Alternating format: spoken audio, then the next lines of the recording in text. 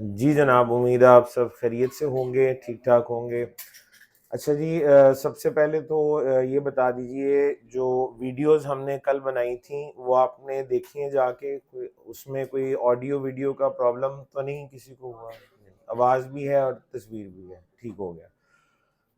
ये चेक कर लीजिएगा, क्योंकि अगर कोई प्रॉब्लम हुई तो वो फिर एंड तक प्रॉब्लम ही रहेगी, मुझे पता नहीं लगेगा। ठीक है। अच्छा जी, कल के लेक्चर में हम लोगों ने ओएसआई मॉडल की अपर लेयर्स और उसके बाद लोअर लेयर्स को पढ़ना शुरू किया था। नेटवर्क लेयर पर हम इस वक्त मौजूद हैं और उस सिलसिले को वहीं से आगे कंटिन्यू करते हैं। और आज जैसे कि आप लोग जानते हैं कि क्लास के आखिरी हिस्से में आप लोगों का जो टेस्ट है या असेसमेंट है वीकली, वो भी होगा 2 बजे इंशाल्लाह। सबसे पहले तो मैं आपको थोड़ी सी रिवीजन करवा दूंगा जितने इम्पोर्टेंट पॉइंट्स हैं जो अब तक शुरू से लेकर हमने अब तक कवर किए हुए, ठीक है, तो उनकी एक क्विक रिवीजन कर लेंगे ताकि आप सब लोग जो हैं आपके लिए टेस्ट में या असेसमेंट में आसानी हो सके, ठीक है। उसके बाद ये हर बंदा ज़हन में रखे कि आपकी अटेंडेंस तो एक जगह लग रही है, अटेंडेंस के साथ साथ आपका अगर जो टेस्ट है ये अगर मिस हुआ तो भी प्रॉब्लम हो सकती है। आप लोगों ने टेस्ट को लाजमी अटेम्प्ट करना है और उसमें जो आपके मार्क्स हैं 10 में से 7 से कम नहीं होने चाहिए। अगर आप तवज्जो के साथ जल्दबाजी अगर नहीं करेंगे, सुकून से उसको करेंगे, तो आप इजीली आपका ये स्कोर 7 से तो ऊपर ही होना चाहिए, ठीक है। और उसके अलावा जी, आज जो है वो अब हम शुरू करते हैं, फिर अपनी नेटवर्क लेयर को आगे कंटिन्यू करते हैं। कल के लेक्चर में हम लोगों ने नेटवर्क लेयर के कुछ पैरामीटर्स जो हैं उनको कवर कर लिया था। जैसे कि मैंने कल आपको बताया था कि नेटवर्क लेयर जो है, it is just like a post office में लेटर्स आते हैं, उन पे एड्रेसेस होते हैं, फिर पोस्टमैन का काम डिस्ट्रीब्यूट करना होता है और पोस्टमैन की एक और जिम्मेदारी ये भी है कि वो डेस्टिनेशन तक जाने का बेस्ट पाथ जानता हो, ठीक है, ताकि डाक को जल्द से जल्द डिलीवर किया जा सके, ठीक है। तो उसे बेस्ट पाथ को फॉलो करते हुए उस डेस्टिनेशन एड्रेस तक पहुंचना चाहिए, ठीक है। तो ये सारी बातें हमने कल के सेशन के अंदर की थी। उसके बाद फिर मैंने आपको बताया था कि भाई एग्जाम्पल तो पोस्ट ऑफिस की थी, लेकिन नेटवर्क लेयर के अंदर जो कॉन्सेप्ट है उसमें हमने देखा था कि लेटर्स की जगह यहाँ पर पैकेट्स होते हैं, ठीक है। और उसके बाद मैंने आपको बताया था एड्रेसेस की जगह हमारे केस में आईपी एड्रेसेस होते हैं, और उसके बाद पोस्टमैन की जगह हमारे पास राउटेड प्रोटोकॉल होता है, ठीक है जी। और उसके बाद सिलेक्शन ऑफ बेस्ट पाथ के लिए जो कॉन्सेप्ट हमारे पास है दैट इज राउटिंग, ठीक है। तो नेटवर्क लेयर में ये 4 अहम चीजें हैं: पैकेट का concept, IP address, routed protocol and routing. इसमें पैकेट के बारे में मैंने आपको ये बताया था कि जो पैकेट है, पैकेट क्या है जी? पैकेट जो है वो उसको इस तरह से डिफाइन करेंगे: सेगमेंट एनकैप्सुलेटेड इन नेटवर्क लेयर हेडर, ठीक है। नेटवर्क लेयर हेडर को आईपी हेडर भी कहा जाता है, लेकिन अभी आप नेटवर्क लेयर हेडर ही ज़हन में रखें। Segment encapsulated in network layer header is called packet. और एक और तरीके से भी डिफाइन किया था, network layer PDU is called packet. Network layer का जो प्रोटोकॉल डेटा यूनिट है उसको हम पैकेट कहते हैं। तो एक ही बात को मुख्तलिफ तरीके से डिफाइन किया जा सकता है। मैं पैकेट के आगे ये लिख भी देता हूं, नेटवर्क लेयर पीडीयू। पैकेट क्या है जी? Network layer PDU. और पीडीयू क्या होता है? Protocol data unit. Protocol data unit हो गया। जो स्क्रीन ठीक आ रही है? ठीक है। आवाज भी आप चेक कर सकते हैं, कर लो ऐसे, ठीक है। अच्छा, तो नेटवर्क लेयर हेडर अगर सेगमेंट के साथ अटैच हो जाए तो इसको हम पैकेट कहते हैं। ये हेडर का डेटा यूनिट के साथ अटैच होने का जो प्रोसेस है, इस या इसके लिए जो टर्म इस्तेमाल होती है वो क्या है? एनकैप्सुलेशन। जब हेडर आपके डेटा के साथ अटैच होता है तो इस कॉन्सेप्ट को हम एनकैप्सुलेशन कहते हैं, ठीक है। और आईपी एड्रेस को हमने कैसे डिफाइन किया था जी? IP address is a logical identifier of network device. इसके लिए बस ये एक लफ्ज याद रखना है, लॉजिकल आईडी, बस इतनी सी बात है। आईपी एड्रेस क्या है? Logical ID. जाहिर है हमारी तो नहीं है, मेरी और आपकी तो नहीं है, किसकी है? नेटवर्क डिवाइसेस की होती है। राउटेड प्रोटोकॉल के बारे में मैंने आपको बताया था, राउटेड प्रोटोकॉल का काम डिस्ट्रीब्यूशन है। राउटेड प्रोटोकॉल जो है ये डिस्ट्रीब्यूट करता है डेटा को नेटवर्क में, तो डिस्ट्रीब्यूट्स द डेटा, ठीक है, distributes the data like postman, जिस तरह पोस्टमैन अपना काम करता है, बिल्कुल राउटेड प्रोटोकॉल भी वैसे ही काम करता है। राउटेड प्रोटोकॉल कौन कौन से होते हैं, इनकी एग्जांपल्स क्या है? एक है आईपी यानी इंटरनेट प्रोटोकॉल, एक है आईपीएक्स यानी इंटरनेट पैकेट एक्सचेंज, और एक है एप्पल टॉक। एप्पल टॉक, ठीक है। इनमें से जो इस्तेमाल हो रहा है इस वक्त पूरी दुनिया में दैट इज आईपी, बाकी पुराने और ऑब्सोलीट हो चुके हैं यानी खत्म हो चुके हैं, अब वो इस्तेमाल नहीं होते। ले जी, ये सारी बातें तो हमने कल भी कर ली थी, इनको हमने क्विकली अब रिवाइज कर लिया है। अब बारी है राउटिंग के कॉन्सेप्ट की, इसको अब डिस्कस करते हैं। राउटिंग के हवाले से मैंने आपको बता भी दिया था, इस कोर्स का 50% हिस्सा राउटिंग का जो सब्जेक्ट है उसके गिर्द घूमता है, क्योंकि राउटिंग के साथ और बहुत सारी चीजें मुंसलिक हैं, फिर आप राउटिंग के बहाने वो सब कुछ भी सीखते हैं। तो राउटिंग की डेफिनेशन तो जी वही है, सिलेक्शन ऑफ बेस्ट पाथ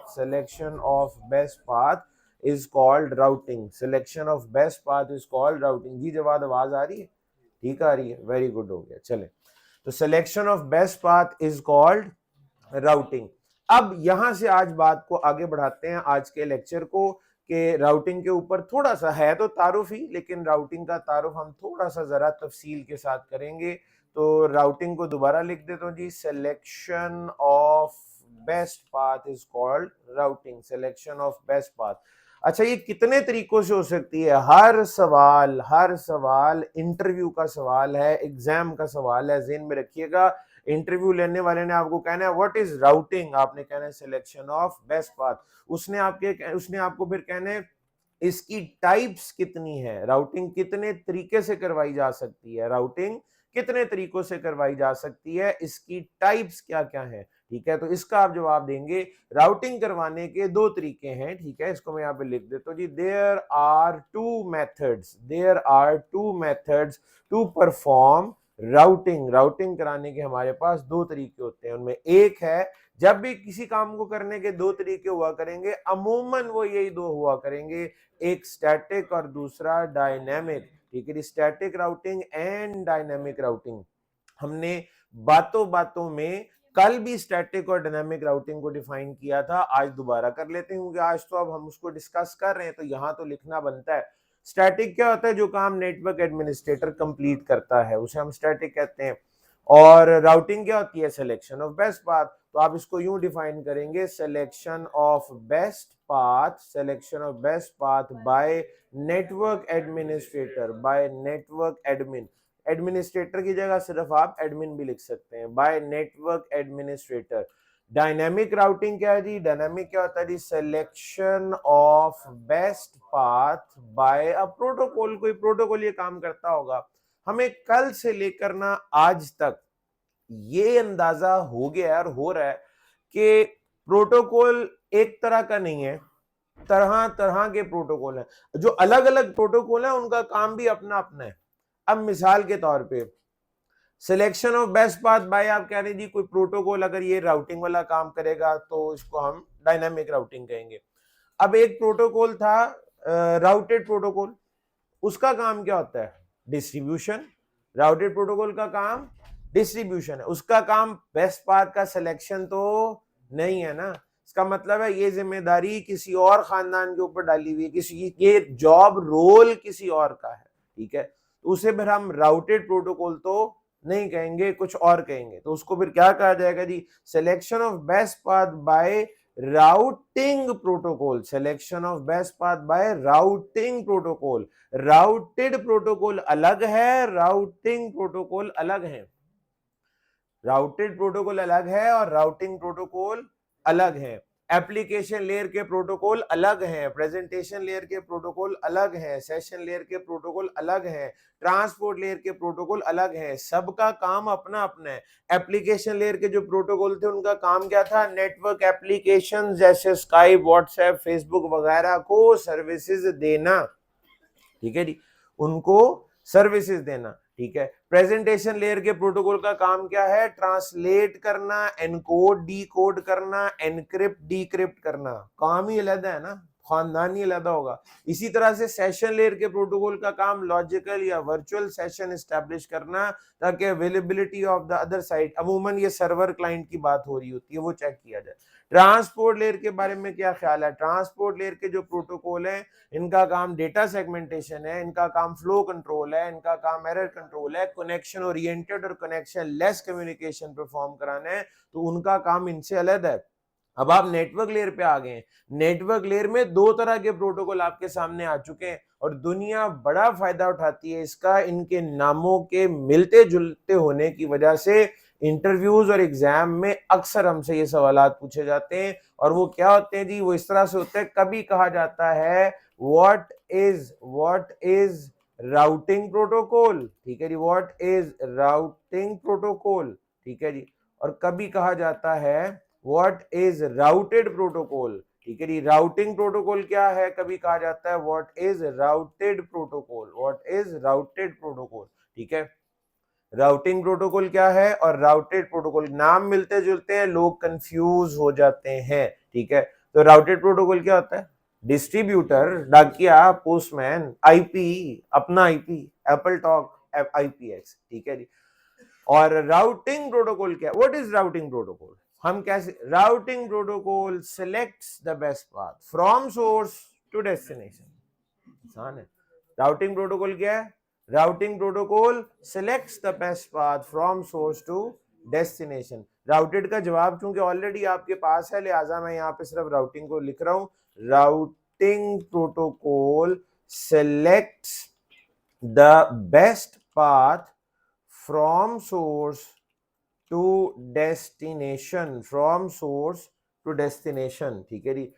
अच्छा, अब आपको ना मैं शुरू के दिन, चूंकि ये बड़े अहम होते हैं, मैं आपको ये तवज्जो दिला देता हूँ इस तरफ कि आप जो पढ़ रहे हैं ना, आपने कोशिश करके ना इसको भूलना नहीं है। एक बड़ी ये नॉर्मल सी चीज है, कॉमन सी बात है कि ये चीजें हमें भूलना शुरू हो जाती हैं। आप आज लिख रहे हैं, आप कहेंगे आसान है, याद हो गया है, लेकिन हफ्ते दो हफ्ते के बाद आपको यकीन दिलाना मुश्किल हो जाएगा कि हमने ये पढ़ा हुआ है। आज देखें ना, आवाजें निकल रही हैं, मैं राउटेड पूछ रहा हूँ, आप कह रहे हैं डिस्ट्रीब्यूटर, वो अपना आईपी, ठीक है। को 2 हफ्ते बाद मैं पूछूंगा, सब हर तरफ खामोशी होगी, नहीं याद आएगा आपको, आपको यकीन भी नहीं आना। अभी आप कहेंगे ये कैसे हो सकता है, आपको हमारा पता नहीं है, तो आपको मेरा भी नहीं पता, ठीक है जी। मैं इतने सालों से ही होता हुआ देख रहा हूँ, तो ये चीजें भूल जाती हैं, लेकिन आपने याद रखनी है। मसला ये है कि अभी ना मैं छोटे छोटे डॉट्स ड्रॉ कर रहा हूँ और आगे जाके उनको जोड़ना भी है, ताकि कोई तस्वीर तो बने, समझ तो आए, होने क्या लगा है। तो उस वक्त आपके अगर ये डॉट मिट गए ना, तो फिर तस्वीर बननी नहीं है। तो ये कोशिश करें, छोटे छोटे पॉइंट्स हैं, इनको आप जरा ज़हन में रखते जाइएगा। तो routing protocol selects the best path from source to destination. अब फिर सवाल ज़हन में आता है, आप कहेंगे सर आपने जब राउटेड प्रोटोकॉल बताया था तो उसकी एग्जांपल्स भी तो बताई थी ना, आईपी होता है, आईपीएक्स होता है, एप्पल टॉक होता है, तो राउटिंग प्रोटोकॉल भी तो होंगे ना। ये तो खानदान का नाम है, ये तो जॉब रोल का नाम है। जॉब करता कौन है? ये वाली को मशहूर लोग होंगे जिन्होंने ये काम कारनामा सर अंजाम दिया होगा, मशहूर प्रोटोकॉल, जी बिल्कुल। अब मैं आपको लिखवाने लगा हूं एग्जाम्पल्स। किस चीज की एग्जाम्पल्स? राउटिंग प्रोटोकॉल्स की एग्जाम्पल, ठीक है जी। एग्जाम्पल्स ऑफ राउटिंग प्रोटोकॉल, ठीक है जी, राउटिंग प्रोटोकॉल, ठीक है जी। राउटिंग प्रोटोकॉल की मिसाल क्या है? राउटिंग प्रोटोकॉल की एग्जाम्पल्स क्या है, इसकी मिसालें क्या है? अच्छा, अगर किसी को मतलब आपके पास ये भी ऑप्शन है, अक्सर लोगों को अपने नोट्स बनाने की आदत होती है और उसके बगैर उनको, वो कहते हैं नहीं, तसल्ली नहीं होगी, समझ नहीं आएगी। उसका बेस्ट तरीका ये है कि फिर आप वीडियो देख के तफसीली नोट आप फिर अपने घर ही बना सकते हैं। यहाँ पे तो जितनी इंपॉर्टेंट चीजें लिखी जा सकती हैं इस टाइम में आप वो लिख लें, लेकिन आपके पास फिर पूरा वीक इसके बाद है। वीडियोस आपके पास हैं, इनको सामने रख के अगर अपने डिटेल्ड नोट्स बनाना चाहते हैं, अगर आपके पास वक्त हो तो आप बना सकते हैं, ठीक है। तो ये जी एग्जांपल्स क्या, मैं अब कुछ नाम लिखने लगा हूं और पहले ही आपको हौसला और तसल्ली दे रहा हूं, बराए मेहरबानी आप लोगों ने परेशान बिल्कुल भी नहीं होना, आपने बिल्कुल भी जो है वो घबराना नहीं है इसमें, ठीक है जी। और प्रोटोकॉल सबसे पहले शुरू करते हैं। RIP यानी कि RIP, routing information protocol, routing information protocol. फिर एक प्रोटोकॉल है OSPF, open shortest path first, open shortest path first. फिर इसी तरह एक IS-IS, ठीक है जी, intermediate, intermediate system to intermediate system, intermediate system, ठीक है जी। इसी तरीके से एक है जी फिर EIGRP, enhanced, enhanced interior, interior gateway routing protocol. फिर है जी BGP, बॉर्डर गेटवे प्रोटोकॉल। मैंने आपको कल कहा था मैं शुरू में कोशिश यही करता हूं, लेकिन वो एक घातक की हो सकती है ना कि प्रोटोकॉल्स के नाम कम से कम आपके सामने आए, वरना बिला वजह लोगों को परेशानी होती है कि पता नहीं जी अब याद कौन करेगा इनको, ये कैसे याद होंगे। तो आपने बिल्कुल इसकी तो टेंशन लेनी ही नहीं है, ठीक है। ये मैं बहाने बहाने से अब आइंदा ये कोशिश किया करूंगा कि इनके नाम इतनी दफा आपके सामने ऑलमोस्ट हर लेक्चर में इनका जिक्र करेंगे, ये याद हो जाएंगे आपको। आपका ये गोल ही नहीं है कि आज आपको मैं टास्क दे रहा हूं, आज आपने इनके नाम याद कर लेने हैं, लेकिन लिखना शुरू कर देना है। जेन में होना चाहिए राउटिंग प्रोटोकॉल अलग है, राउटेड अलग है, राउटिंग की एग्जांपल्स अलग अलग होती हैं। कोई था रेपो, एसपीएफ, इस तरह करके कुछ नाम थे। अगर आज इतना ही बस याद रह जाएगा बड़ी बात है। वक्त के साथ साथ अब देखें, मिसाल के तौर पे हमारा एक दिन लेक्चर ही अगर पूरा रिप के ऊपर है, लैब भी करनी है इसकी और इसकी थ्योरी भी पढ़नी है, फिर तो रिप हमेशा के लिए याद हो जाएगा, मसले कोई नहीं रहेगा। ओएसपीएफ मेरा ख्याल है, अगर मैं भूल ना रहा हूं तो आपकी आउटलाइन के अंदर ओएसपीएफ जो है उसका मेरा ख्याल है कोई 2 से 3 हफ्ते, शायद इससे भी ज्यादा, शायद 4 हफ्ते का कंटेंट है। 4 हफ्ते अगर आपने पढ़ना ही सिर्फ ओएसपीएफ को है तो अच्छे तरीके से याद हो जाएगा, ठीक है। तो हर प्रोटोकॉल जो आपके सामने, इनमें से काफी सारे तो आप डिटेल के साथ आपके कोर्स का हिस्सा है, ठीक है जी। मैंने अभी मिसाल के लिए पहला तारुफ करा दिया, भाई कुछ नाम है इनको लिख लें, ठीक है। इनमें से एक आधा भी याद रह जाता है, बड़ी अच्छी बात है, लेकिन ये सब आपको याद हो जाएंगे। इनके नामों से कोई परेशानी करने वाली कोई बात नहीं है। तो rape, OSPF, ISIS, EIGRP, BGP आज एक दफा हाथ से लिख लिए हैं, एक दफा देख लिए हैं, आगे जिक्र होता जाएगा, खुद ब खुद ज़हन में बैठ जाएंगे। लेकिन अभी फौरी तौर पे किसी को ये याद नहीं रहता, कोई प्रॉब्लम वाली बात नहीं है जी, टेंशन आपने नहीं लेनी। लेकिन अपनी विजुअल मेमोरी में इसको बिठा लें आप कि अगर राउटेड प्रोटोकॉल और राउटिंग प्रोटोकॉल मिक्स करके लिख दिए जाएं तो आप कम से कम दोनों को अलग कर लें। वो आप अलहदा पता किस तरह से कर लेंगे, क्योंकि राउटेड वाले आपको याद हो गए हैं, IP, IPX और एप्पल टॉक। आपने कहना ये तो पक्के राउटेड हैं, जो बाकी बचे राउटिंग ही हो गए। अच्छा सवाल है, वैसे टेस्ट में डालना चाहिए मुझे। जो आज का कहा था, हाँ नहीं आएगा, बिल्कुल नहीं आएगा, ठीक है। वही ना, भाई ने कितनी अच्छी बात को कहते हैं, राउटेड वाला तो आ सकता है ना, ठीक है जी। तो ठीक है, वो बिल्कुल आ सकता है। तो बहरहाल जी ये यानी मेरा कहने का मकसद ये है कि इंटरव्यूज और एग्जाम्स में, बिलखुसूस एग्जाम में इस तरह के सवाल आते हैं। बल्कि आपको मैं एक चीज बताता हूं, आप जब CCNA का एग्जाम देने के लिए बैठेंगे ना, तो शुरू में एक ट्यूटोरियल आता है आपके सामने, ठीक है जी, कि एग्जाम में सवाल कैसे होंगे। जिस तरह मैंने कल आपको बताया था, मल्टीपल चॉइस क्वेश्चंस होते हैं, 2 तरह के हैं, रेडियो बटन वाले, सिंगल ऑप्शन वाले, चूज 2 या चूज 3 वाले, और उसके बाद वो टेबल जिसमें आपने ड्रैग एंड ड्रॉप करना होता है। तो शुरू में वो आपको इन तीनों तरह के क्वेश्चंस का एक डेमो आपसे करवा लेता है। वो ट्यूटोरियल होता है, उसके कोई मार्क्स तो है नहीं।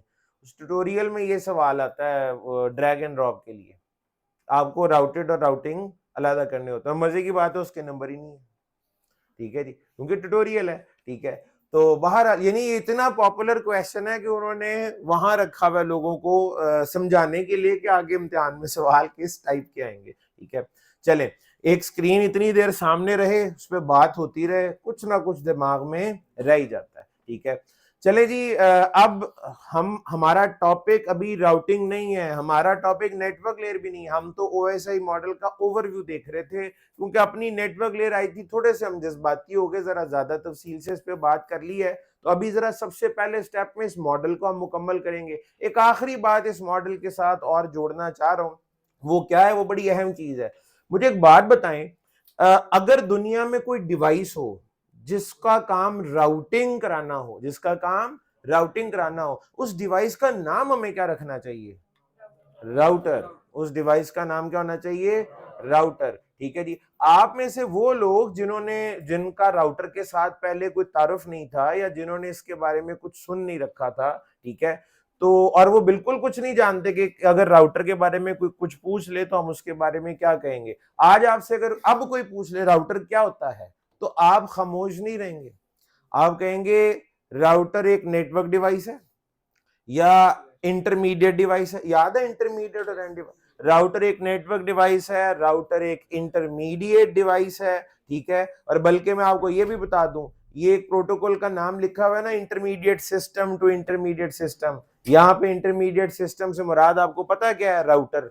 इस प्रोटोकॉल का दूसरा नाम राउटर टू राउटर प्रोटोकॉल भी है। ये जो ISIS है इसको राउटर टू राउटर प्रोटोकॉल भी कहते हैं। तो राउटर एक इंटरमीडिएट डिवाइस है, राउटर एक नेटवर्क डिवाइस है। राउटर का ताल्लुक OSI या TCP/IP मॉडल की नेटवर्क लेयर के साथ। हम कौन सी लेयर पे इस वक्त? Network layer. तो इसका ताल्लुक नेटवर्क लेयर के साथ है, इसका ताल्लुक नेटवर्क लेयर के साथ है। मैं बता दूं आपको, ये बड़ा अच्छा सवाल है एग्जाम के लिए भी, इंटरव्यू के लिए भी। ये बात जेब में रखिएगा, राउटर का ताल्लुक नेटवर्क लेयर के साथ है।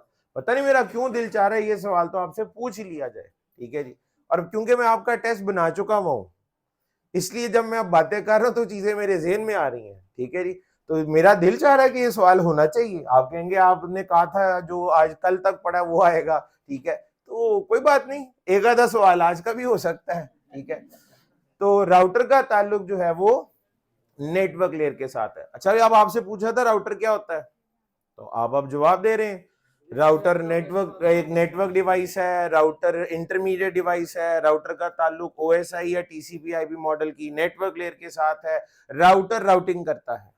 राउटर, तो वो कहेगा वो क्या होती है? सिलेक्शन। वो कितने तरीके की होती है? स्टैटिक और डायनामिक, ठीक है जी। ये स्टैटिक क्या होती है? Selection of best path by admin.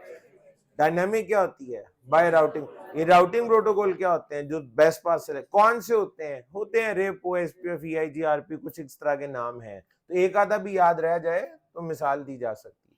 तो अब हम खामोश नहीं रहेंगे, कुछ तो हमें पता लग गया है, लेकिन बिल्कुल कुछ ही पता लगा। अभी राउटर के बारे में बहुत कुछ चीजें जानने वाली बाकी हैं। और मैं आपको एक चीज ये भी बता दूं कि आने वाला जो टॉपिक होता है ना, वो अपनी कमी शिद्दत से महसूस कराना शुरू कर देता है कि अब मेरे बगैर आगे तुम चल नहीं सकते। तो आपके ना अपकमिंग टॉपिक जो दो हैं मैं उनका जिक्र कर देता हूं। एक तो बड़ी शिद्दत से आपको अगले चंद मिनट में एहसास होना शुरू हो जाएगा, आपके सामने अभी राउटर आया ना, थोड़ी देर में स्विच आएगा और चंद लम्हों के बाद हब आएगा। ये तीन डिवाइसेस तो फौरी तौर पे आने लगी और ये एक एहसास शिद्दत से आपको होना शुरू हो जाएगा, what is the difference between router, switch and hub. अगर हम एक नेटवर्क बना रहे हैं, नेटवर्क डिजाइन कर रहे हैं, तो उसमें राउटर का क्या रोल है, स्विच का क्या रोल है, हब का क्या रोल है, इनमें डिफरेंस क्या होता है। What is the difference between router, switch and hub. ये आपको बड़ी शिद्दत से ये एहसास होना शुरू हो जाएगा। और एक और सवाल आपको अब आहिस्ता आहिस्ता एक फिक्र जो है वो परेशान करना शुरू कर देगी, वो हमारी एड्रेसिंग स्कीम है। IP एड्रेसिंग और मैक एड्रेसिंग, ये हमारे अपकमिंग टॉपिक है ना। तो आपको इनकी कमी महसूस होना शुरू हो जाएगी और आप रियलाइज करेंगे कि आप इनके बगैर आगे चलना मुश्किल है। मैंने आगे बढ़ने से पहले ही आपको आपके सवाल का और आपके जो एक आपकी खौफ था ना उसका जवाब दे दिया है। मैं लेयर्स को पढ़ाते हुए ना राउटर, स्विच और हब के ऊपर अभी तफसील से बात नहीं कर रहा। मैंने OSI मॉडल के मुकम्मल होते ही जो अगला टॉपिक रखा हुआ है वो है what is the difference between router, switch and hub. और उससे फौरन अगला टॉपिक हमारा फिर एड्रेसिंग स्कीम्स है, जिनमें IP एड्रेसेस के दो वेरिएंट्स हैं, वेरिएंट 4 एंड वेरिएंट 6। उसके बाद मैक एड्रेसिंग है, ये शामिल है। तो हमने उसको तफसील से पढ़ना है। तो दरमियान में मैं खिचड़ी नहीं पकाना चाह रहा, यानी अभी इस ओवरव्यू में मैं राउटर, स्विच और हब पे ज्यादा तफसील से बात नहीं कर रहा। तो आपने उसमें टेंशन नहीं लेनी, परेशान नहीं होना कि मुझे तो ये गुजर भी गया, मुझे तो अभी इतना अच्छा पता भी नहीं लगा राउटर के बारे में, ठीक है। तो फिलहाल जितने हम बातें राउटर के बारे में अभी कर सकते थे वो मैंने आपके सामने रख दी है। तो राउटर जो है राउटिंग करता है, वो क्या होता है वो हम जानते हैं। इसका ताल्लुक नेटवर्क लेयर के साथ है, इसका ताल्लुक ये इंटरमीडिएट डिवाइसेस की कैटेगरी में आता है, ये एक नेटवर्क डिवाइस है, ठीक है। ओके जनाब, और बस अभी नेटवर्क लेयर के लिए हम इतना ही रखते हैं। आगे अब इससे अगली लेयर पे चलते हैं। अब तक क्या हो चुका है जी, application, presentation, session, transport, network, 2 layers बाकी हैं। इससे अगली लेयर का नाम डेटा लिंक लेयर है। हम कोशिश करेंगे जल्द से जल्द जो है वो अब इस OSI मॉडल का जो इंट्रो है, जो इंट्रोडक्शन चल रहा है, उसको हम वाइंड अप करें ताकि हम नेक्स्ट टॉपिक्स के ऊपर बढ़ सकें।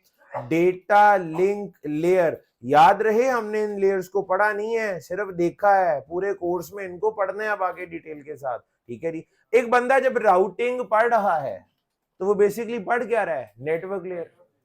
आप जब आईपी एड्रेसिंग पढ़ रहे हैं तो आप क्या पढ़ रहे हैं? नेटवर्क लेयर, ठीक है जी। आप आगे जब ये डेटा लिंक लेयर के प्रोटोकॉल्स पढ़ रहे होंगे तो आप स्विचेस को पढ़ रहे होंगे तो आप डेटा लिंक लेयर को पढ़ रहे होंगे। मैक एड्रेसेस याद है? हार्डवेयर एड्रेस, फिजिकल एड्रेस, वो पढ़ रहे होंगे तो उसका ताल्लुक डेटा लिंक लेयर के साथ ही है। ये बात पहले हो चुकी भी है, ये बात पहले भी हुई है। मैंने आपको आईपी और मैक का तारुफ कम से कम इकट्ठे ही करवाया था, ठीक है जी। मैक और आईपी का तारुफ, मैक फिजिकल या हार्डवेयर आईडी होती है, ठीक है जी। आईपी एड्रेस लॉजिकल आईडी होती है, ठीक है जी। आईपी एड्रेस लॉजिकल या सॉफ्टवेयर आईडी है, मैक फिजिकल या हार्डवेयर। तो जरा डेटा लिंक लेयर को डिस्कस करते हैं। भाई एक आपकी भी कहानी थी ना, आप अपने घर से कॉर्बेट आए थे, बात तो यहां से शुरू हुई थी, आप अपने घर से कॉर्बेट आए थे। तो वो उस कहानी के मुताबिक डेटा लिंक लेयर में हमने क्या बात की थी कि आपने अपने घर से कॉर्बेट आने के लिए एक बेहतरीन रास्ता सिलेक्ट किया। अब ये देखा जाएगा वो रास्ता फिजिकली किस किस्म का है, वो बाय रोड है, बाय एयर है, या बाय मरीन है, पानी में से गुजर के आ रहा है। हर तरह के मीडिया या मीडियम के रूल्स एंड रेगुलेशंस होते हैं, वो आपको सीखने पड़ते हैं। तो वो रूल्स एंड रेगुलेशंस और उनको सीखने का ताल्लुक इस लेयर के साथ है ना। आपके लिए अगर 3 तरह के मीडियम है ना, तो हमारे डेटा के लिए भी 3 तरह के मीडियम्स हैं। हमारे डेटा के लिए भी 3, और आप उनसे वाकिफ हैं। आपकी तवज्जो बेशक ना गई हो लेकिन आपको पता है, ठीक है। जैसे कि हम कनेक्शन वायरलेस बना सकते हैं, डिवाइस वायरलेस हो। दूसरा केबल्ड हो सकता है। केबल्स दो तरह की हैं, कॉपर की केबल भी होती है और फाइबर भी होती है, ऑप्टिकल फाइबर। कॉपर में आपका डेटा इलेक्ट्रिकल एनर्जी में एक जगह से दूसरी जगह जाता है, वायरलेस में रेडियो फ्रीक्वेंसीज की शक्ल में जाता है, और जो आपका फाइबर है उसमें लाइट एनर्जी, रोशनी की शक्ल में डेटा स्पीड ऑफ लाइट पे एक जगह से दूसरी जगह ट्रेवल करता है। इतना हमें थोड़ा सा आइडिया सबको है, ठीक है। तो हमारे भी इधर डेटा के लिए 3 तरह के मीडियम है। अगर आपके रूल्स एंड रेगुलेशन है तो क्या इनके नहीं होंगे? इनके भी होने चाहिए। और हमारे यहाँ रूल एंड रेगुलेशन को क्या कहा जाता है? प्रोटोकॉल्स। इसका मतलब है वायरलेस के प्रोटोकॉल्स होंगे, इसका मतलब है केबल्ड नेटवर्क के प्रोटोकॉल्स होंगे, चाहे वो कॉपर केबल हो चाहे फाइबर हो, उसके प्रोटोकॉल्स होंगे, ठीक है। तो वो प्रोटोकॉल्स कहाँ? अच्छा अभी ये अलग तरह के काम है ना, सड़क बनाने वाला फिजिकली किसी सड़क को बनाने का काम, ये ठेका ये किसी और का अलग से होगा, ठीक है। ये काम डाकिए ने नहीं करना, ये काम बेहतरीन रास्ता ढूंढने वाले ने नहीं करना, ठीक है। ये तो जिसने सड़क बनानी है, ये तो एक काम ही अलग है। फिजिकली सड़क कैसे बनी, किन कवायदो जवाबित के मुताबिक एक रोड बनाई जाएगी, ऐसा ही है ना। सड़क कैसे, सड़क की क्वालिटी कैसे होगी, रोड की तामीर कैसे होगी, ये काम ही अलग तरह के प्रोटोकॉल्स का है। उनका ताल्लुक किसके साथ होता है? डेटा लिंक लेयर के साथ होता है, ठीक है। तो डेटा लिंक लेयर के बारे में जो मेन पॉइंट्स हैं वो मैं आपको यहाँ पे लिखवा देता हूं। एक तो जी मैक एड्रेसिंग, जिसको हम फिजिकल या हार्डवेयर एड्रेस कहते हैं। Media access control, media access control addresses, media access control addresses, ठीक है जी। इनका ताल्लुक डेटा लिंक लेयर के साथ है, इनका ताल्लुक डेटा लिंक लेयर के साथ है। मीडिया एक्सेस कंट्रोल एड्रेसेस का ताल्लुक डेटा लिंक लेयर के साथ है। एक दफा फिर बोल रहा हूं, मीडिया एक्सेस या मैक एड्रेसेस का ताल्लुक डेटा लिंक लेयर के साथ है, ठीक है।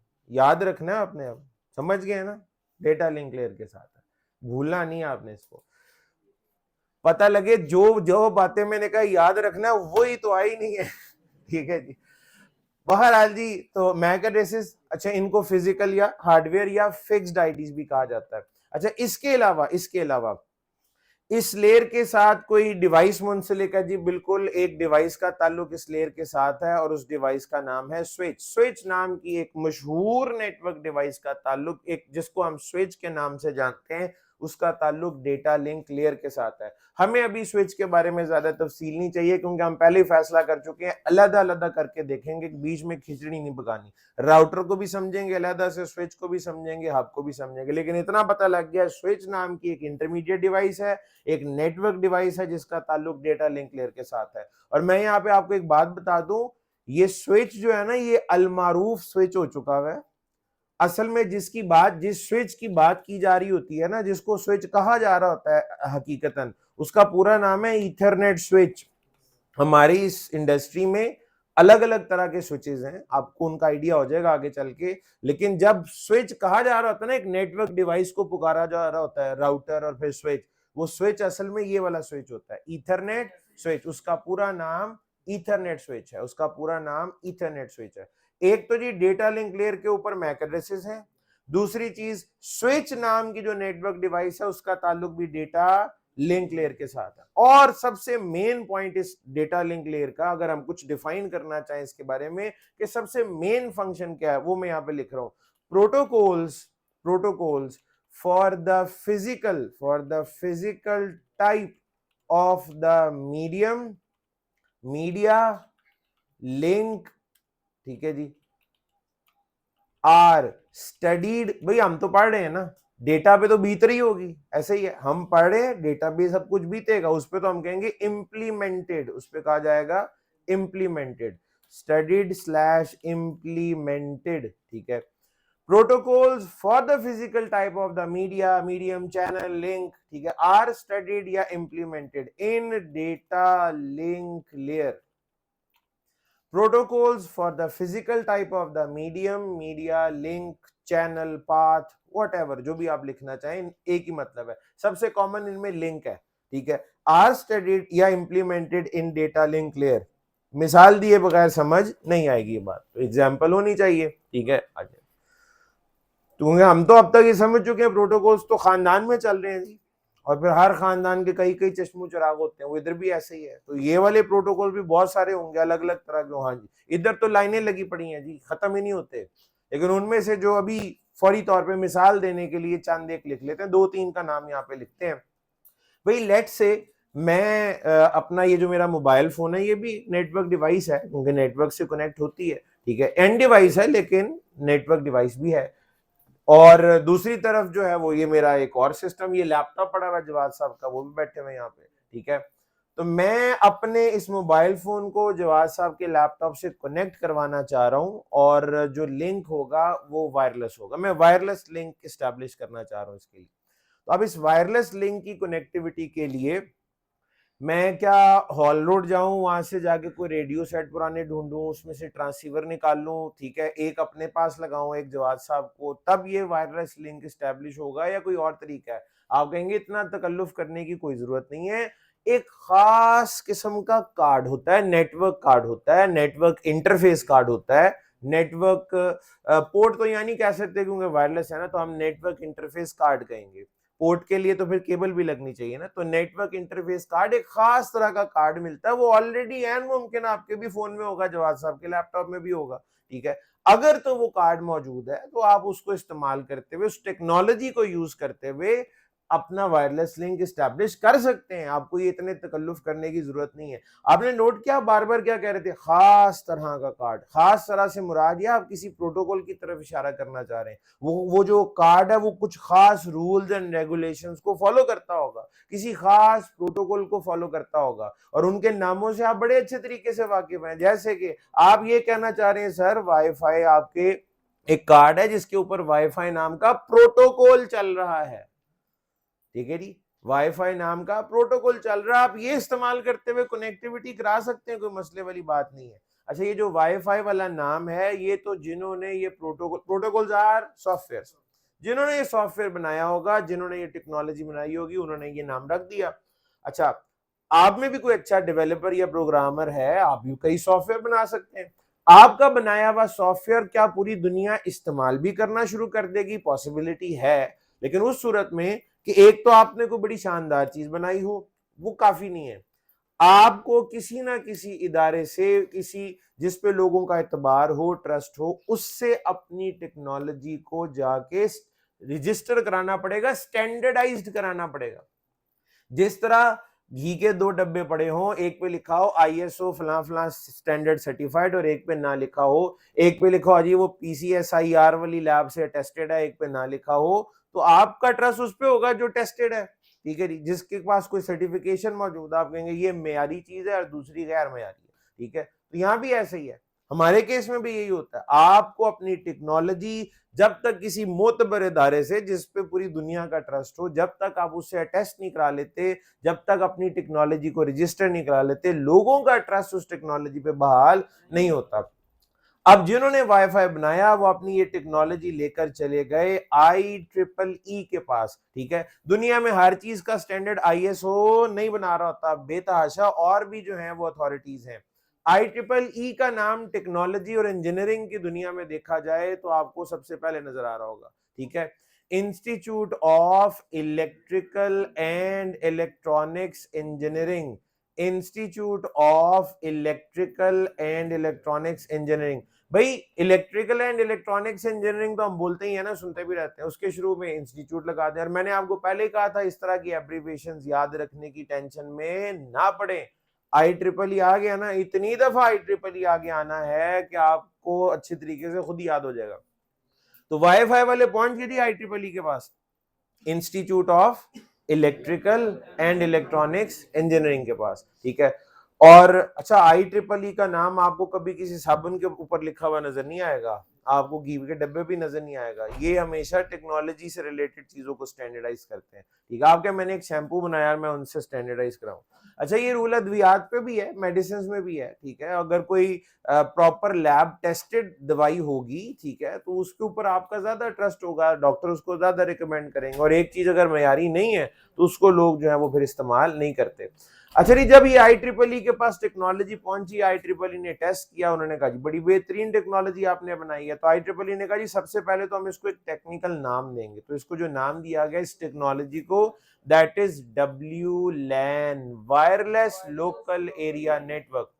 Wireless local area network, wireless local area network. और उस वक्त जो बंदा भी रजिस्टर खोल के अंदराज कर रहा होगा इसका, ठीक है, तो कोई सीरियल नंबर भी होगा, कोई रजिस्ट्रेशन नंबर भी होगा कि ये स्टैंडर्ड इस नंबर के ऊपर हमने रजिस्टर किया है। तो इसका जो नंबर है दैट इज 802.11, 802.11। इसका मतलब है 802.11 लिखा हो, WLAN लिखा हो, वाईफाई लिखा हो, बात एक ही है, ठीक है। और वक्त के साथ साथ स्टैंडर्ड पहले से बेहतर भी होते हैं, उनमें मॉडिफिकेशंस भी होती हैं over the period of time. ये जो 802.11 वाला स्टैंडर्ड है, इसमें कई सारी इनहेंसमेंट्स, कई सारी इंप्रूवमेंट्स हुई हैं और ये सिलसिला जारी है और जारी रहेगा। जैसे आपको नजर आएगा 802.11B, G, N, AX, AC, इस तरह से। अच्छा, ये कितना मुश्किल है B, G, N, AC, AX इनको याद रखना। तो इसको आसान कर दिया है अब IEEE ने, ठीक है। उन्होंने कहा भाई लोगों को ना 1 2 3 4 5 6 7 8 ये ज्यादा अच्छा समझ आता है, 2G 3G 4G 5G अच्छा समझ आता है, सबको समझ आता है 5G 4G से बेहतर है, 4G 3G से बेहतर है, ऐसे ही है ना जी। तो यहां भी उन्होंने अब क्या किया, उन्होंने कहा जी wifi 1, wifi 2, wifi 3, 4, 5, 6 and so on, ये सिलसिला आगे चलेगा। इस वक्त जो दुनिया में टेक्नोलॉजी इनमें जो लेटेस्ट चल रही है उसको हम वाईफाई 6 कहते हैं। इसकी भी आगे एक एक्सटेंशन आ चुकी है 6E, ठीक है। लेकिन वो फिलहाल मैं बड़े वसूख के साथ ये कह सकता हूं, हमारे यहाँ जिस खित्ते में हम रह रहे हैं यहाँ पे अभी बहुत कम इस्तेमाल हो रही है, ठीक है। उसकी बहुत सारी वजूहात हैं। एक तो ये जितने आपके नए अभी मोबाइल फोन्स वगैरह या लैपटॉप्स, अब जो जनरेशन आएगी और नई वाली, ठीक है, उनमें ये मौजूद होगा। लाइक आपको एप्पल के जो 13 और 14 है उनमें मिलेगा, सैमसंग में उधर S22 23 उसमें, या जितने भी आप नए फोन्स के मॉडल रिलीज होंगे उनके अंदर तो आपको ये मिलेगा। लेकिन ये क्या हर बंदे के पास ये फोन है, या हर बंदे के पास अभी जो दुनिया में फोन बाय रिलीज हुआ है, जो टेक्नोलॉजी आई है, क्या वो ये आ रही है, या कुछ अरसे से इंपोर्ट बंद हुई हुई थी, बंद हुई हुई थी। तो नई टेक्नोलॉजी इतनी ज्यादा आई नहीं, और आई है तो बड़ी महंगी है, इसका मतलब है हर बंदे के पास नहीं है।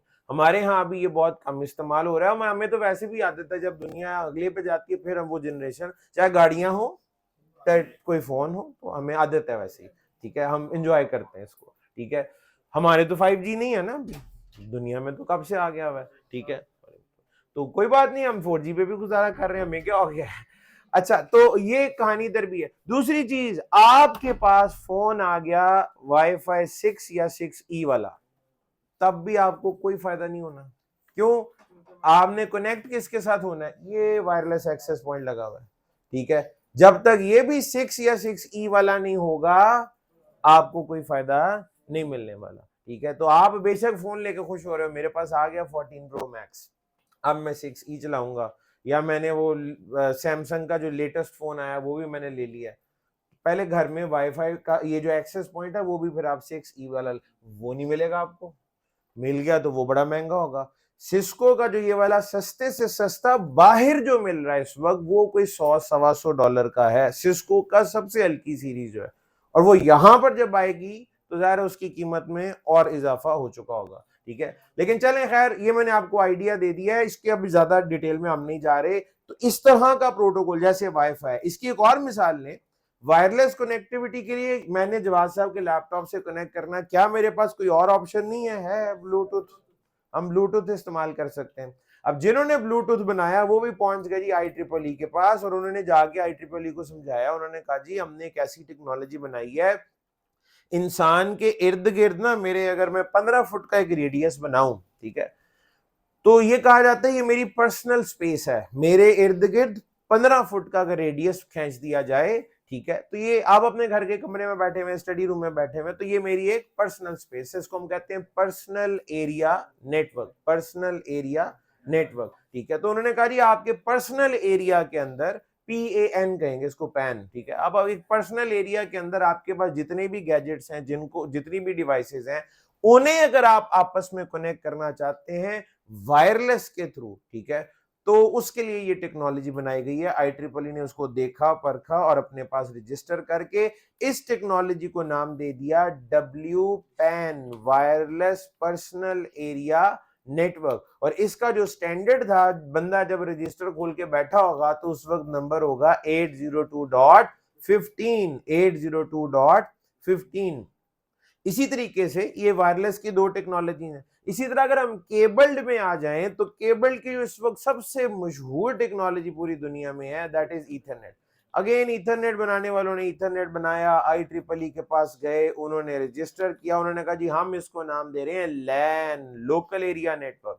पहले क्या था? वायरलेस लोकल एरिया नेटवर्क, फिर था wireless personal area network WPAN, फिर क्या है? लोकल एरिया नेटवर्क या लैन, ठीक है जी। और रजिस्टर के ऊपर जब इसका नंबर लिखा गया तो वो नंबर था 802.3। भाई ये पहले रजिस्टर हुआ था, हमारी मिसाल में बाद में आ रहा है, मेरी एग्जांपल मैं बाद में लिखा है 802.3, 802.3। जो पीछे बैठे हुए लोग, उनके लिए आसानी हो जाएगी, तो 802.3।